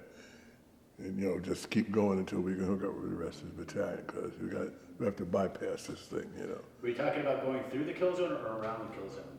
Across the trail, into the woods, and then past it. So a mad dash. Yeah. Right. So the XO says, well, we need to get those guns in a crater. That's what we really need to do. Okay. So we have to send some guys up there to do that. So we have to call in air first and have them do a drop while they cover us. So we worked all that out. It took about 2 hours, you know, because the planes on station have other things to take care of, so we have to wait. You know.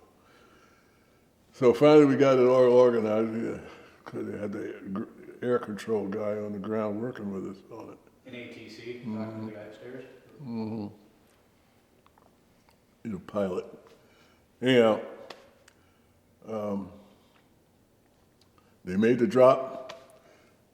We moved, I went with them.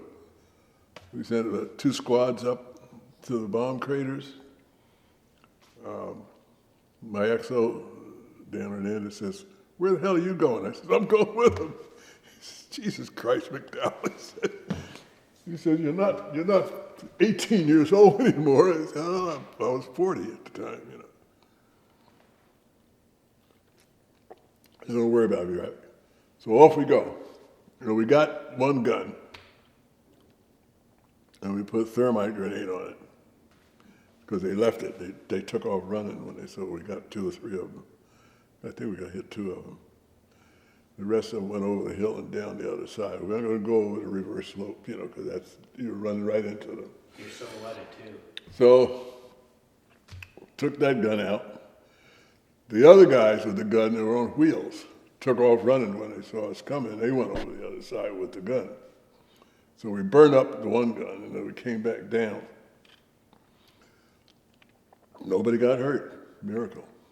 Bullets flying everywhere. So we get back down the trail. That whole thing took about 2 hours, you know. Get back down the trail. Lieutenant Dan says, okay, here we go. We put the word out into the process, you know. You can't just all take off at once. So we got guys all the way down on the side. I said, few people left. I said, I'll bring up the rear. He said, okay. They grabbed Captain Horowitz, who he was shot in the foot. Went across the road. There was a dead kid laying in the road there already. They took him with them. I said, I'll bring up the rear, make sure we got everybody. Everybody's gone. I run across the road, and I was just going into the woods, and I heard this one kid holler, and I turned around. He was coming down through the weeds. He says, "Wait for me." I says, "What the hell?" Hispanic kid, I forgot, Ortiz or something. He was with that group that went up to get the guns. And apparently he got lost. Somehow he went the wrong way. I don't know what happened. Anyhow, I turned. I says, that's where I made a mistake. I said, "Come on." I shouldn't have done that. As soon as I did it, I knew I shouldn't have done it, Why? Well, they watch, with the glasses, and they see anybody that looks like they're a leader, they get them, So what I should have done was go into the bush and then turn around, and if I see anybody coming, just give them a voice command, So I turned, he ran past me, I got hit in the leg. I said, "Move it." And when I pushed him, he fell, well, when I said move it, he ran past me, he fell back on me. And I said, "Go!" And then I got hit in the leg. I went down. It was so painful. I've never had anything hurt that bad in my life. I heard it was a loud, like, explosion, And I remember going around in circles, and I was seeing a lot of blood, and I said, in my mind, I think I'm dying, it's just terrible pain. And then I looked around and I saw the kid laying there, but his head was gone. It was almost gone. He was dead. He was dead before he hit the ground, I had no idea what happened that fast. They're talking about in seconds. And then I realized that I had gotten hit. And then I realized there were bullets hitting the ground all around, So I guess more instinct than anything else, I scooted off into the bush. I don't remember anything after that.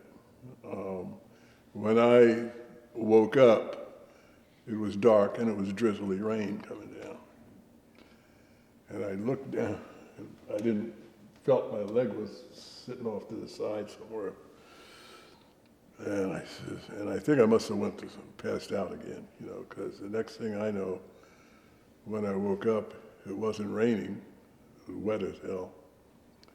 And I didn't hear any noise. I couldn't walk, so I crawled a little bit. I lost my shotgun, it was somewhere around there. I finally found it. Very, very thirsty. And I'm going to lay out here and die and nobody's going to know it, because bringing up the rear, we were the only two guys, everybody else was gone. Unbeknownst to me, Captain Horowitz, the company had moved in, turned right, and ran parallel to the trail. And later on, I found out what was going on. They moved as far as they could, and then they formed up a perimeter for the evening. Captain Horowitz asked where was I, and nobody knew. He's around here somewhere, so nobody could find me. So he got a hold of Lieutenant Bravos, who was kind of an idiot, and told him, go take some people and go find the first sergeant. This is like 3 o'clock in the morning, 2 or 3 o'clock in the morning. So there was an argument, and so they took off. He had about 12 people with him. And they went the wrong way and blundered into the North Vietnamese, and there was a brief firefight, maybe 2 or 3 minutes, And they broke off, and I heard some shooting, but I wasn't quite sure who was shooting at who. And I must have passed out again. And I woke up, something startled me. and I heard more sensed or heard or smelled or something, people, you know. And so I got my shotgun, and I didn't know what the hell was going on. And it was filthy dirty, of course. But I pointed it in the direction that I heard, and I fired both rounds. People started screaming and hollering and running and whimpering, and then I knew that they were North Vietnamese Army. And then it got stone quiet. I guess about a half an hour later, I heard more movement, but I couldn't get to my shells, you know. And then I heard somebody say something like, son of a bitch, or something like that, you know. And I said, Marines. Gotta be Marines, you know. And the next thing I knew, it was like a herd of elephants ran right over top of me, you know. Just like that. I don't know where the hell they came from, but I reached up and I grabbed, I wasn't gonna let go, you know. And the kid I grabbed just beat me to death, you know, because he scared to death, you know. I got fractured collarbone, I lost a tooth. My face, he just was trying to kill me, you know. He didn't, he was startled. And I wasn't gonna let go. And next thing I know, a red light came on, and the guy says, he's one of ours, I think. And I heard some more talk. There's one over here. Everybody's whispering, you know. And the next thing I remember, I was being carried, you know. And then the sun started coming up, dawn. I got dropped a couple of times.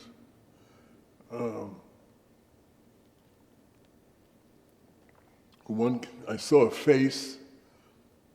One guy says, hey, I think this is the first sergeant.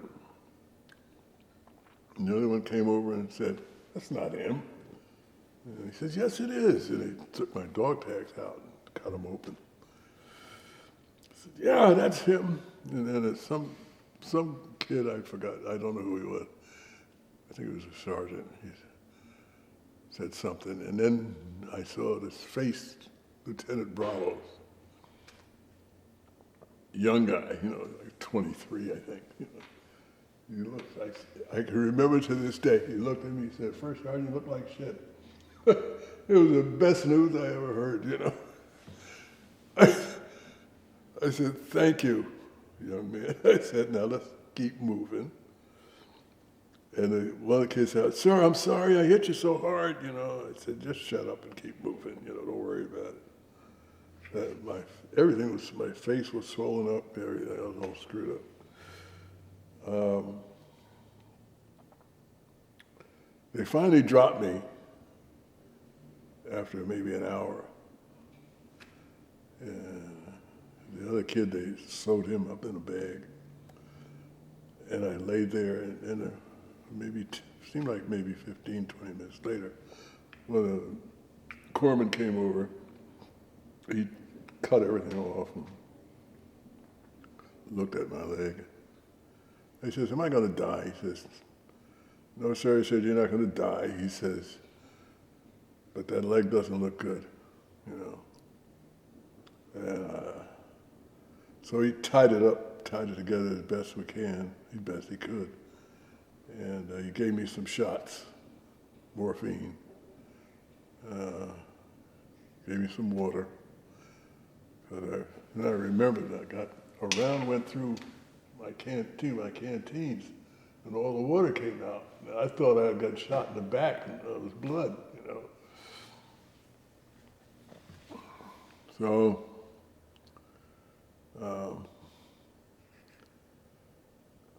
I had a hairline fracture in my skull right up here. So I was in pretty bad shape, you know. And then the sun started coming up. And I looked around, and a huge area, troops all around. And then the North Vietnamese found us. Big fight broke out. Well, big fight lasted 5 minutes, you know. And then they backed off. I don't think they realized how many of us were in the woods, because when the group that hit us, they couldn't have had more than 10, 15 people. You know? And was your force a company size or larger? Company, yeah, a couple hundred guys. 100. Well, no, we were short-handed, at about 180 something. Anyhow, I didn't want any more of this morphine business because you can't function. And Captain Horowitz came over and take a look at me and shook his head. You know, we talked for a few minutes. And then I found out that they're trying to get the medevac helicopters in. I found out how many people we lost, how many people we got injured. So a couple hours later, I was sitting on the stump of a tree because they had to blow down some trees so the chopper could come in. For a landing zone. So I was sitting on the stump of a tree with a stick. And I forgot all about that. But I got people kind of organized and got all of the people with severe injuries on the first chopper that came in. And I told them I would be on the last one because the first one couldn't take everybody. The second chopper that came in started taking small arm fire. So he had to leave. And about an hour later, he came back again and he landed. And that's when I got out on that one. They took all the dead guys and 4 or 5 more wounded guys and myself. Went down to a field medical facility in Dong Ha. Laid around there for a couple hours. Finally they put me on a stretcher in this little Bell helicopter. I was on the outside and another guy on the other side, on the outside, looking up at the sky, and the chopper took off and over the ocean. And I looked, I said, all I need to do is have this damn thing fall in the ocean, you know, and we landed on a hospital ship, USS Sanctuary. They came out, took me in, some old Navy captain, doctor, full of blood, because all the Marines were coming into that ship, you know. He was screaming and hollering at everybody, and told him to take him out of here. I told you don't bring anybody in here like that. Get him out of here and clean him up, take him to X-ray. So I went somewhere and they cut off my clothes off, and they hosed me down because I was full of weeds and bugs and stuff, you know, and antiseptic cleaning, and took me into X-ray. And next thing I know, the old doc was looking down at me, and he says, "What are you doing running around out there with those kids?" He said, "You're an old man." I said, "I'm 40, for God's sake." I said, "You're an old man, you know." He says, well, he says, "Look," he says, "the bottom line is you're going to lose that leg." He says, "You got a broken collar, you got a fractured collarbone, you got a skull fracture, hairline fracture in your skull." He says, "You're going to have to see a dentist eventually." I said, "Well, stop talking, let's get on with it." "That's another thing, you're an ornery son of a bitch, that's why you survived." He said, "Not too many people survive with that kind of injury. You bleed to death." "Come on, Doc, stop talking, let's go." So next thing I know, I woke up in a ward. I got a bandage on my head, I got a half cast on my shoulder, and my leg is gone, you know. And I look around, and there's people in there a lot worse off than me.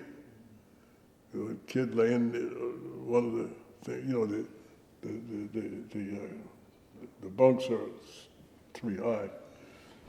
Kid over there, the burn case, he'd all burned up. Another guy over in front of me, both legs were gone, above the knee. I was on a hospital ship for a month. Eventually we were able to get into a wheelchair. Went and saw Captain Horowitz and a couple other people I knew. General Hockmuth came out to the hospital ship to see me because I knew him from San Diego when I was on a drill field. He was the chief of staff down there when I made meritorious gunnery sergeant. He and the base sergeant major stopped me one day when I was running the recruits around the base, and the thunderstorm came up. Everybody's inside. We were the only people outside running the thunderstorm. He and the sergeant major of the base drove by in a Jeep and said, "What are you doing?" I said, "We're running." Sergeant Major says, "Staff Sergeant Mcdowell," he says, "get these people out of the rain." He says, people, we can't stop the war on account of rain, Sergeant Major. He says, "There's no war going on. Get these people out." So when I went up to get meritorious gunny, they were messing with me, They said, "What are you doing here?" He said, "I was ordered to come up here.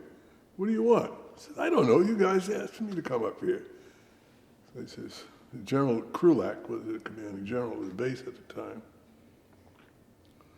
He says, "Go in there and report to the general." I says, "Why am I here?" He says, "Just go in there and report to the general." Victor Krulak, the old man, not the son. So he's short, so you don't have anybody looking down at him. So the rule is look straight ahead. So I reported to him. He says, "What are you doing in here?" They all knew why, but it was a joke. So I said, "Well, sir," I said, "my company commander told me to come up here." I said, "For what?" He says, "I don't know, sir." They all start laughing, He says, "Congratulations, Staff Sergeant McDowell, you're now a gunnery sergeant." I says, "Wow." I said, "How did that happen?" So he said, "Apparently somebody thinks you're doing a pretty good job." So he made meritorious gunnery sergeant. So that's how these men knew you, so that's why they visited you up in the hospital. Well, there were a couple of other incidents on the drill field in San Diego. So, and then I saw General Hockmuth, he was a division commanding general. One day I was in my tent at Don Ha, and there was a whole bunch of noise outside the tent, and I ran out and I started screaming and hollering at everybody. And he and his driver were visiting the area, and some guy zoomed past him in another Jeep. And in the tent area, you're only supposed to go 5-10 miles an hour, So the horn was blowing, and the driver of the general was fussing at this kid, and I'm trying to sleep, and it was right where my tent was. So I started hollering, I said, "You people get out of here and knock off the noise, goddamn, blah, blah, blah." And the tent flap opened up, and the guy said, "Who's that in there?" And I said, "Close my tent flap and get out of here." And it was the aide to the general, some lieutenant colonel, Anyhow, he walked in and he said, "I'm Lieutenant Colonel, I'm General Hockmuth's aide, get out here." I said, "Oh, Jesus," I had to put my boots on. And I went outside. I says, "What do you people want?" He says, "You don't talk to a superior officer that way, Sergeant." "Who are you?" I said, "I'm First Sergeant McDowell, Golf 29. And this guy leans forward and he says, "What'd you say your name was?" I said, "McDowell, First Sergeant." And he said, "First Sergeant McDowell?" I said, "Yeah, who are you?" And then I saw him and I said, "Is that Bruno?" He says, "General Bruno to you, you idiot."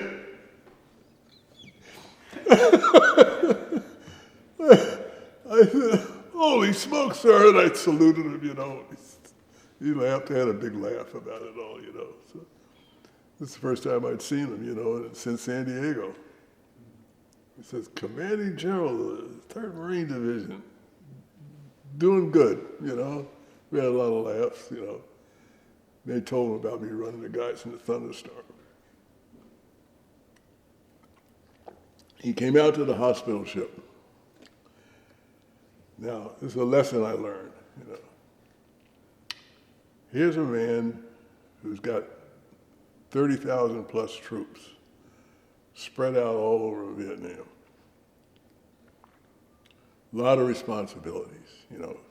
He's got to deal with people above him, you know. Busy, busy, busy. Huge staff. You know. But he took the time to come out to the hospital ship to see the guys. And he took the time to come and sit by my bunk and talk to me for 10 minutes, you know. I said, that's what you call leadership. I always remember that. You know. And he was the only general killed in the Vietnam War. Helicopter got hit and went down. I always remember that, you know. I tell people, whether you're in, well, to me, I learned, because when I retired, well, I'll back up. I was in the hospital until February of 1968. And then Russell Curtis was my roommate, the guy that was blind. You know, we became roommates. But I retired in February of '68 at Treasure Island. They had a little parade, got a medal, gone. Going through a divorce. Decided to go down to Mexico for a month, relax, take it easy. I'm out, I don't have a job, got a few bucks. So I went down to Puerto Vallarta and hung out on the beach for a month, chased girls, drank beer, had a great time. Ran out of money, almost. So I had to go back to San Francisco, because that's where I got retired from. I liked it, didn't want to go to New York. Slept in a guy's basement that I knew for a while, down there for a few weeks. I was looking for a job. Ended up getting a job with the San Francisco Bay Area Rapid Transit Company called BART. They were building the subway system up there at the time. And I got a job working in the garage as a dispatcher, keeping fluids in the car and air in the tires. And, you know, they had about 40 employees at the time. Everybody else was contractors building the subway system. And so I worked in the garage there for a couple of months, playing cribbage with old man Frank. Great job, making $600 a month. I was happy. And finally, some guy came down to the garage and he said, "Who are you?" I said, "I'm Jack Mcdowell. Who are you?" He said, "My name's Bill Benedict. I want you to come with me." I said, "Where are we going?" He said, "Just come with me." Old guy, big stomach. So I said to old man Frank, I said, "Who's this guy?" He says, "You better go with him." We went upstairs. Guy had a nice office. Closed the door, sit down. I said, "What'd I do?" He says, "You a retired first sergeant in the Marine Corps?" I said, "Uh-oh." I said, "Yes." He said, "I'm retired Lieutenant Colonel William Benedict." He said, "I'm the BART's administrative officer." He said, "You're not working in that garage anymore." I said, "I like the job down there." I said, I don't have to supervise any people. It's fine." He said, just listen to me. He said, "I'm retired Lieutenant Colonel in the Marine Corps. I know what first sergeants do." He said, "You're not going down there anymore." He said, "You're going to the second floor to see, what's his name? I'm getting screwed up with names. Anyhow, went down to the second floor, reported to a gentleman down there, retired Army colonel, came out of Chicago. He says, you report to him, tell him I sent you. Get down there, report to the guy. He's the boss of the transportation division, which just doesn't exist. There's only 4 people in it. But the long and short of it is,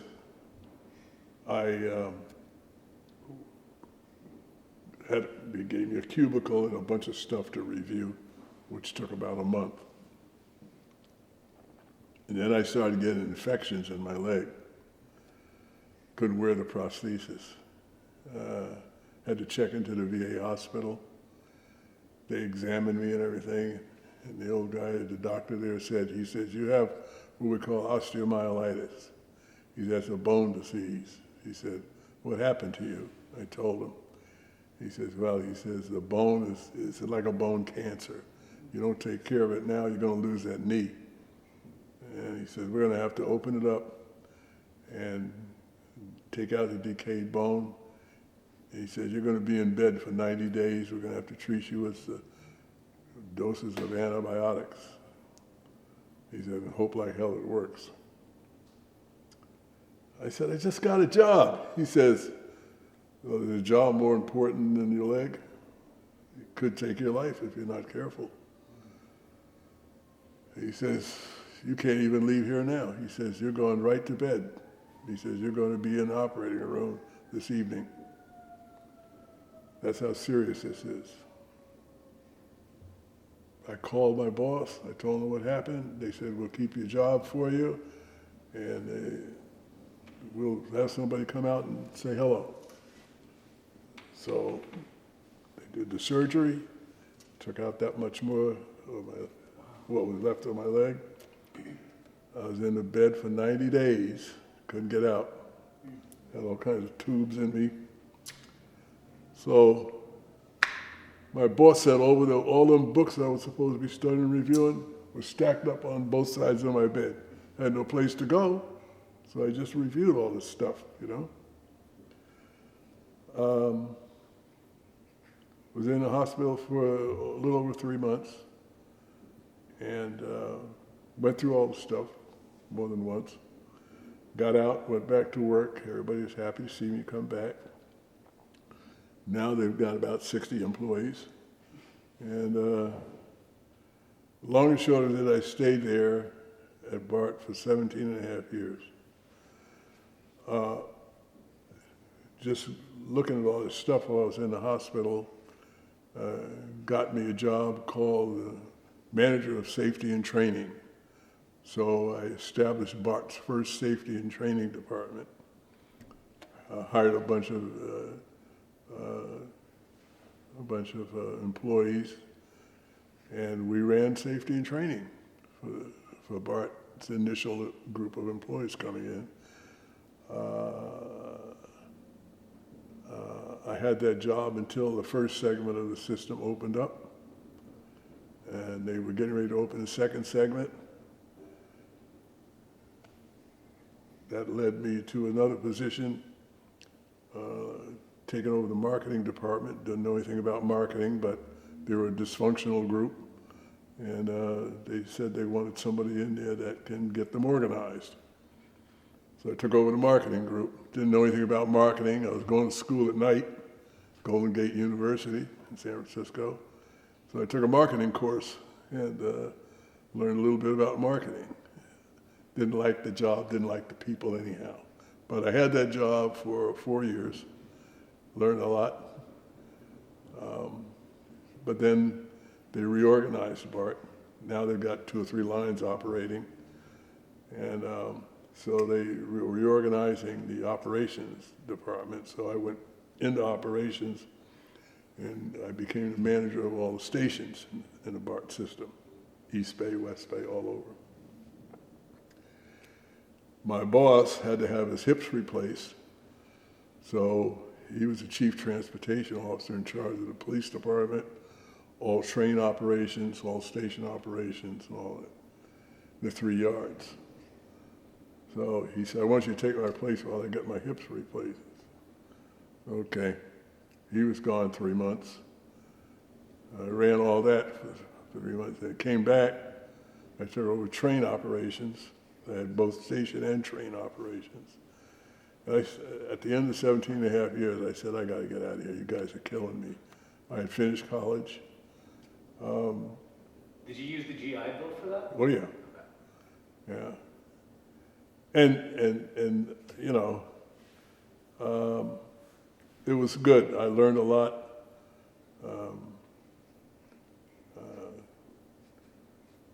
Retired from there. Canadians came looking for me, so I went up to Vancouver, Canada to help them put the rail system up there. That segued into another opportunity to do consulting work in Detroit. They're putting a rail system in the downtown area of Detroit. So I went there on a consulting basis, but then after the system was operating, the mayor wanted me to take over the company and run it as executive director of the company, so I did that. In Detroit? In Detroit. And instead of being there 6 months, I was there 7 years. Got married again in 91. And then I got recruited to come out and take a job with MTA in Los Angeles because we were building the subways in LA. So I came out, took a job in LA, and we got a house in Long Beach. And so I worked in LA for 7 years as a rail activation startup manager. So as construction work starts to die down, the whole new team that comes in, a couple hundred people, and we take over the project and take it through the testing phase because the federal and state laws require public utility commission people require these systems that carry passengers to meet certain standards, right? Federal and state standards. So a lot of testing involved.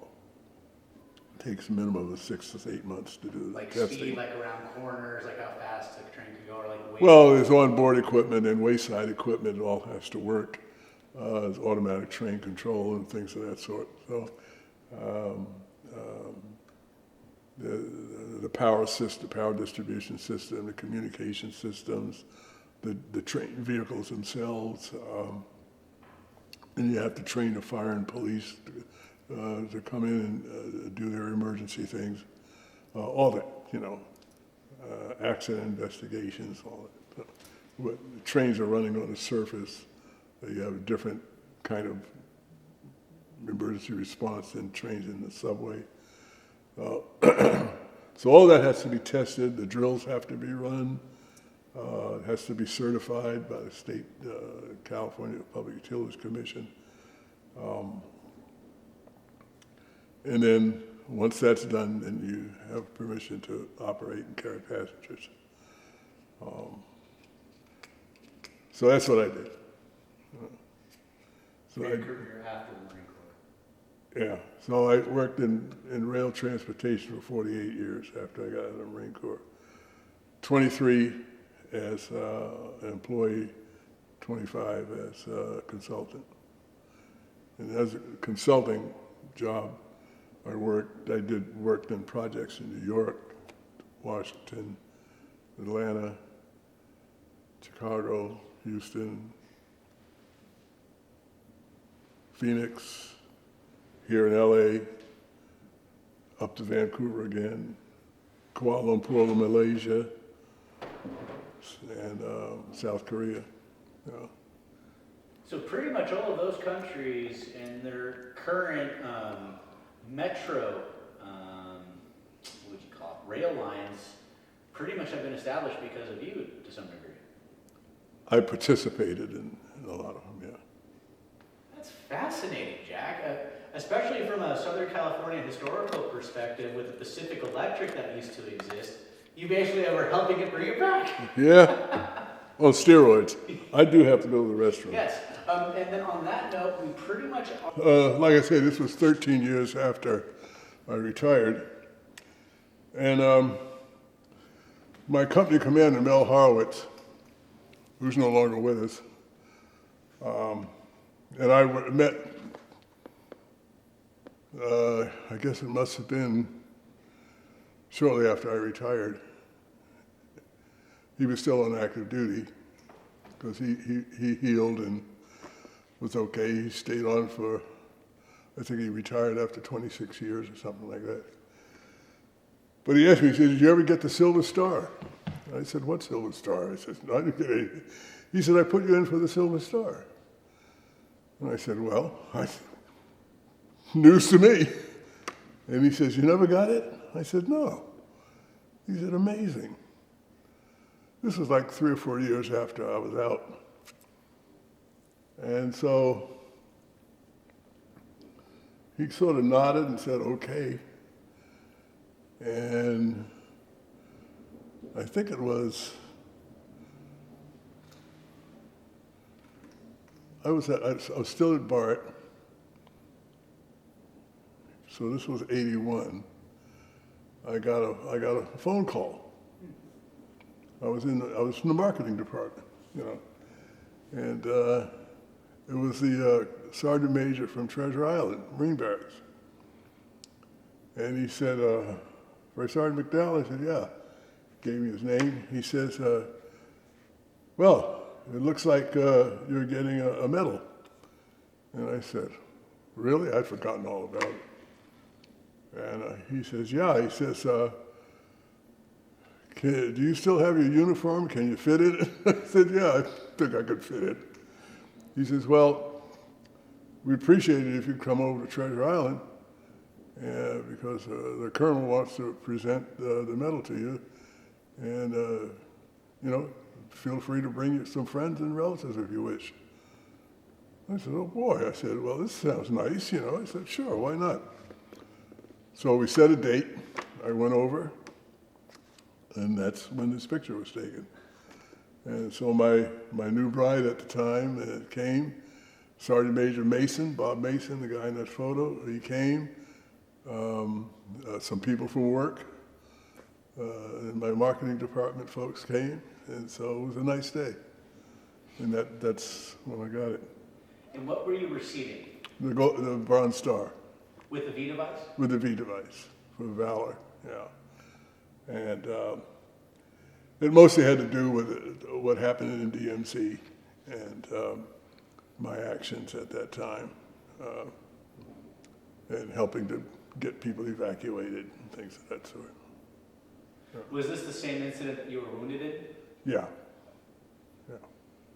Mm-hmm. Yep. Now, with that said, Jack, this pretty much concludes the interview. Mm-hmm. I do have a few existential questions I'd like to ask you. Sure. My first one, I'd like to scan that. My first question to you is, what does the word hero mean to you? The word's thrown around rather loosely these days. Heroes, I usually say most of the heroes are no longer with us. They were the guys that made the ultimate sacrifice. Me, I don't consider myself a hero. I do what Marines do, you know. It's everyday work, you know. It's nothing out of the ordinary. We like to slap labels on people. He's a hero, he's a this, he's a that. I think it's hardly ever warranted. So you get a medal for doing what you're supposed to do. That's the bottom line. I don't consider it to be heroic. You know, you just do the job. That's all that's all it can be. Now, with that being said, Jack, you mentioned something that all of the heroes have passed on. for Heroes Hall, our mission is to commemorate and remember those men. With that being understood, what does a place like Heroes Hall then mean to you? Well, you know, I never heard of it until we came for that event that you had a little while ago, and I looked around the building, and you have these gentlemen they have plaques that surround the building, and I read a couple of them.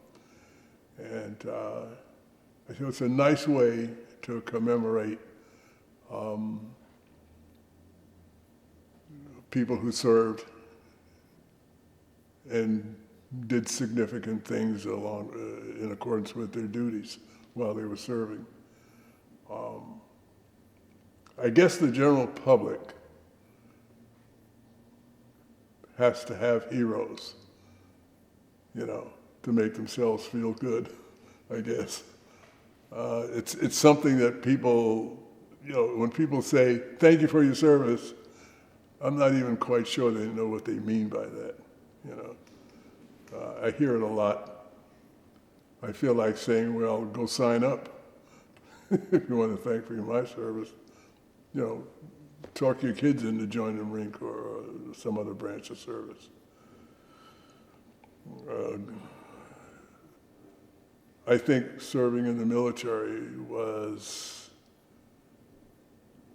an extremely broadening experience for me. I learned so much from some pretty tough guys, but some pretty decent people too. I got a chance to see part of the world I would have never ordinarily seen. I'd have probably still been in New York, probably in jail somewhere, but I think that the whole experience, my 23 years in the Marine Corps, has helped me a great deal to cope with life and whatever the hell life throws at you.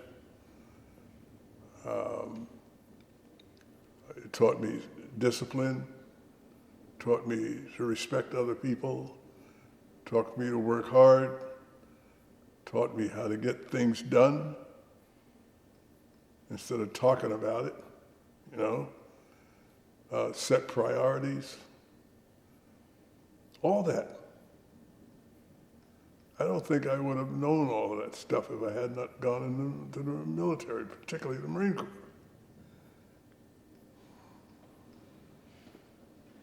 And then the last question for you, Jack.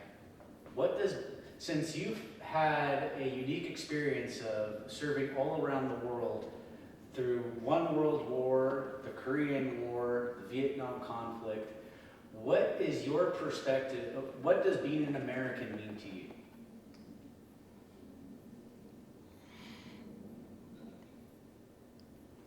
In 1960, I'm trying to go back now, when I was in Kathmandu, okay, I had been out of the States for about a year and a half.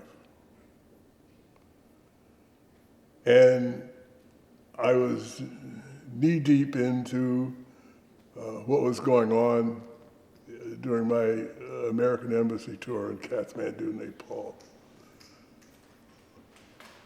There's a lot going on. And I got immersed in that culture and enjoyed a lot of it, you know. Working with the State Department, dealing with the Nepalese people and that culture. Educational process for me. Sometimes when you're away from the United States for a long period of time and you're really engrossed in what you're doing, and you're dealing with people from all over the world, people from other American embassies, in my case, Kathmandu. You forget about how great this country is. And one incident happened there.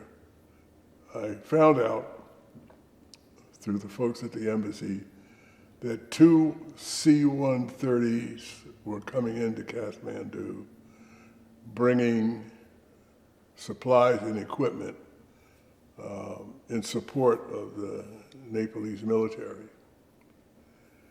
These were the largest planes that have ever landed in the Kathmandu airport. The regular transport planes that were going in and out of Kathmandu at that time were miniatures compared to these C-130s that were coming in. And on the day that they were supposed to arrive, I got the word from the ambassador, I need a couple of Marines down there at the commercial airfield to assist in getting the stuff that's being offloaded where it's supposed to go. So I got a couple of guys and we went down to the airfield in our civilian clothes, but we were armed. Apparently the news media had gotten the word that the planes were arriving also because there were 1,000 people down there. The most folks that I had ever seen at that airport in Kathmandu. People who have never flown in a plane in their lives, people from the hills came down. It was a festive occasion to greet the American planes, the large birds that were coming in, you know. And exactly, I think it was 1 p.m., the first plane flew over. I mean, it was a monster. I mean, at that time. Well, they had to chase the cows off the runway first. You know? So the plane circled, and then it landed. And then the next one came in and landed. Made a lot of noise, you know, big planes. And they turned, and they headed towards the terminal area where everybody was waiting. The ambassador was there. And when they turned, on the tail assembly was a huge American flag. And I cried. Tears came down. I was so proud.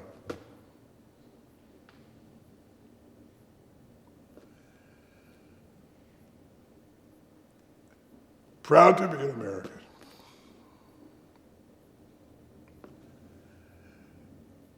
People from other countries were there, you know, and they saw that.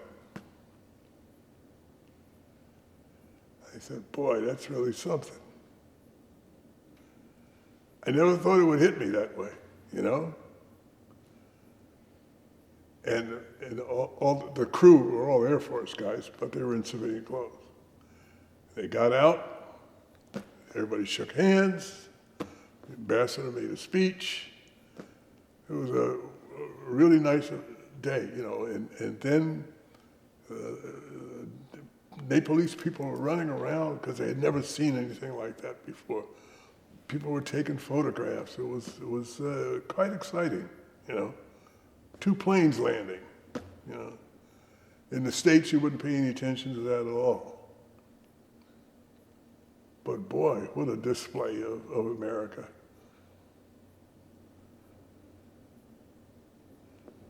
And of course, the crowds disappeared after 2 or 3 hours after the planes landed. And then the offloading took place, and we went about our business, you know. And of course, the Air Force guys, they hung around for a few days and then they left. You know. But you never know how much you miss this country until you miss it. You know. So the bottom line is that we got a lot of problems in this country, but with all of its warts and what have you, it's still the greatest place to be from, the greatest country in the world. I think so.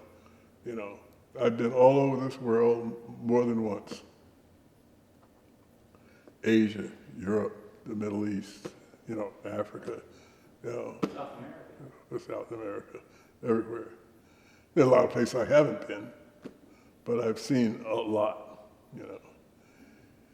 And, you know, we got the homeless issues, and we got the gun issue, and the crime problems, and all that.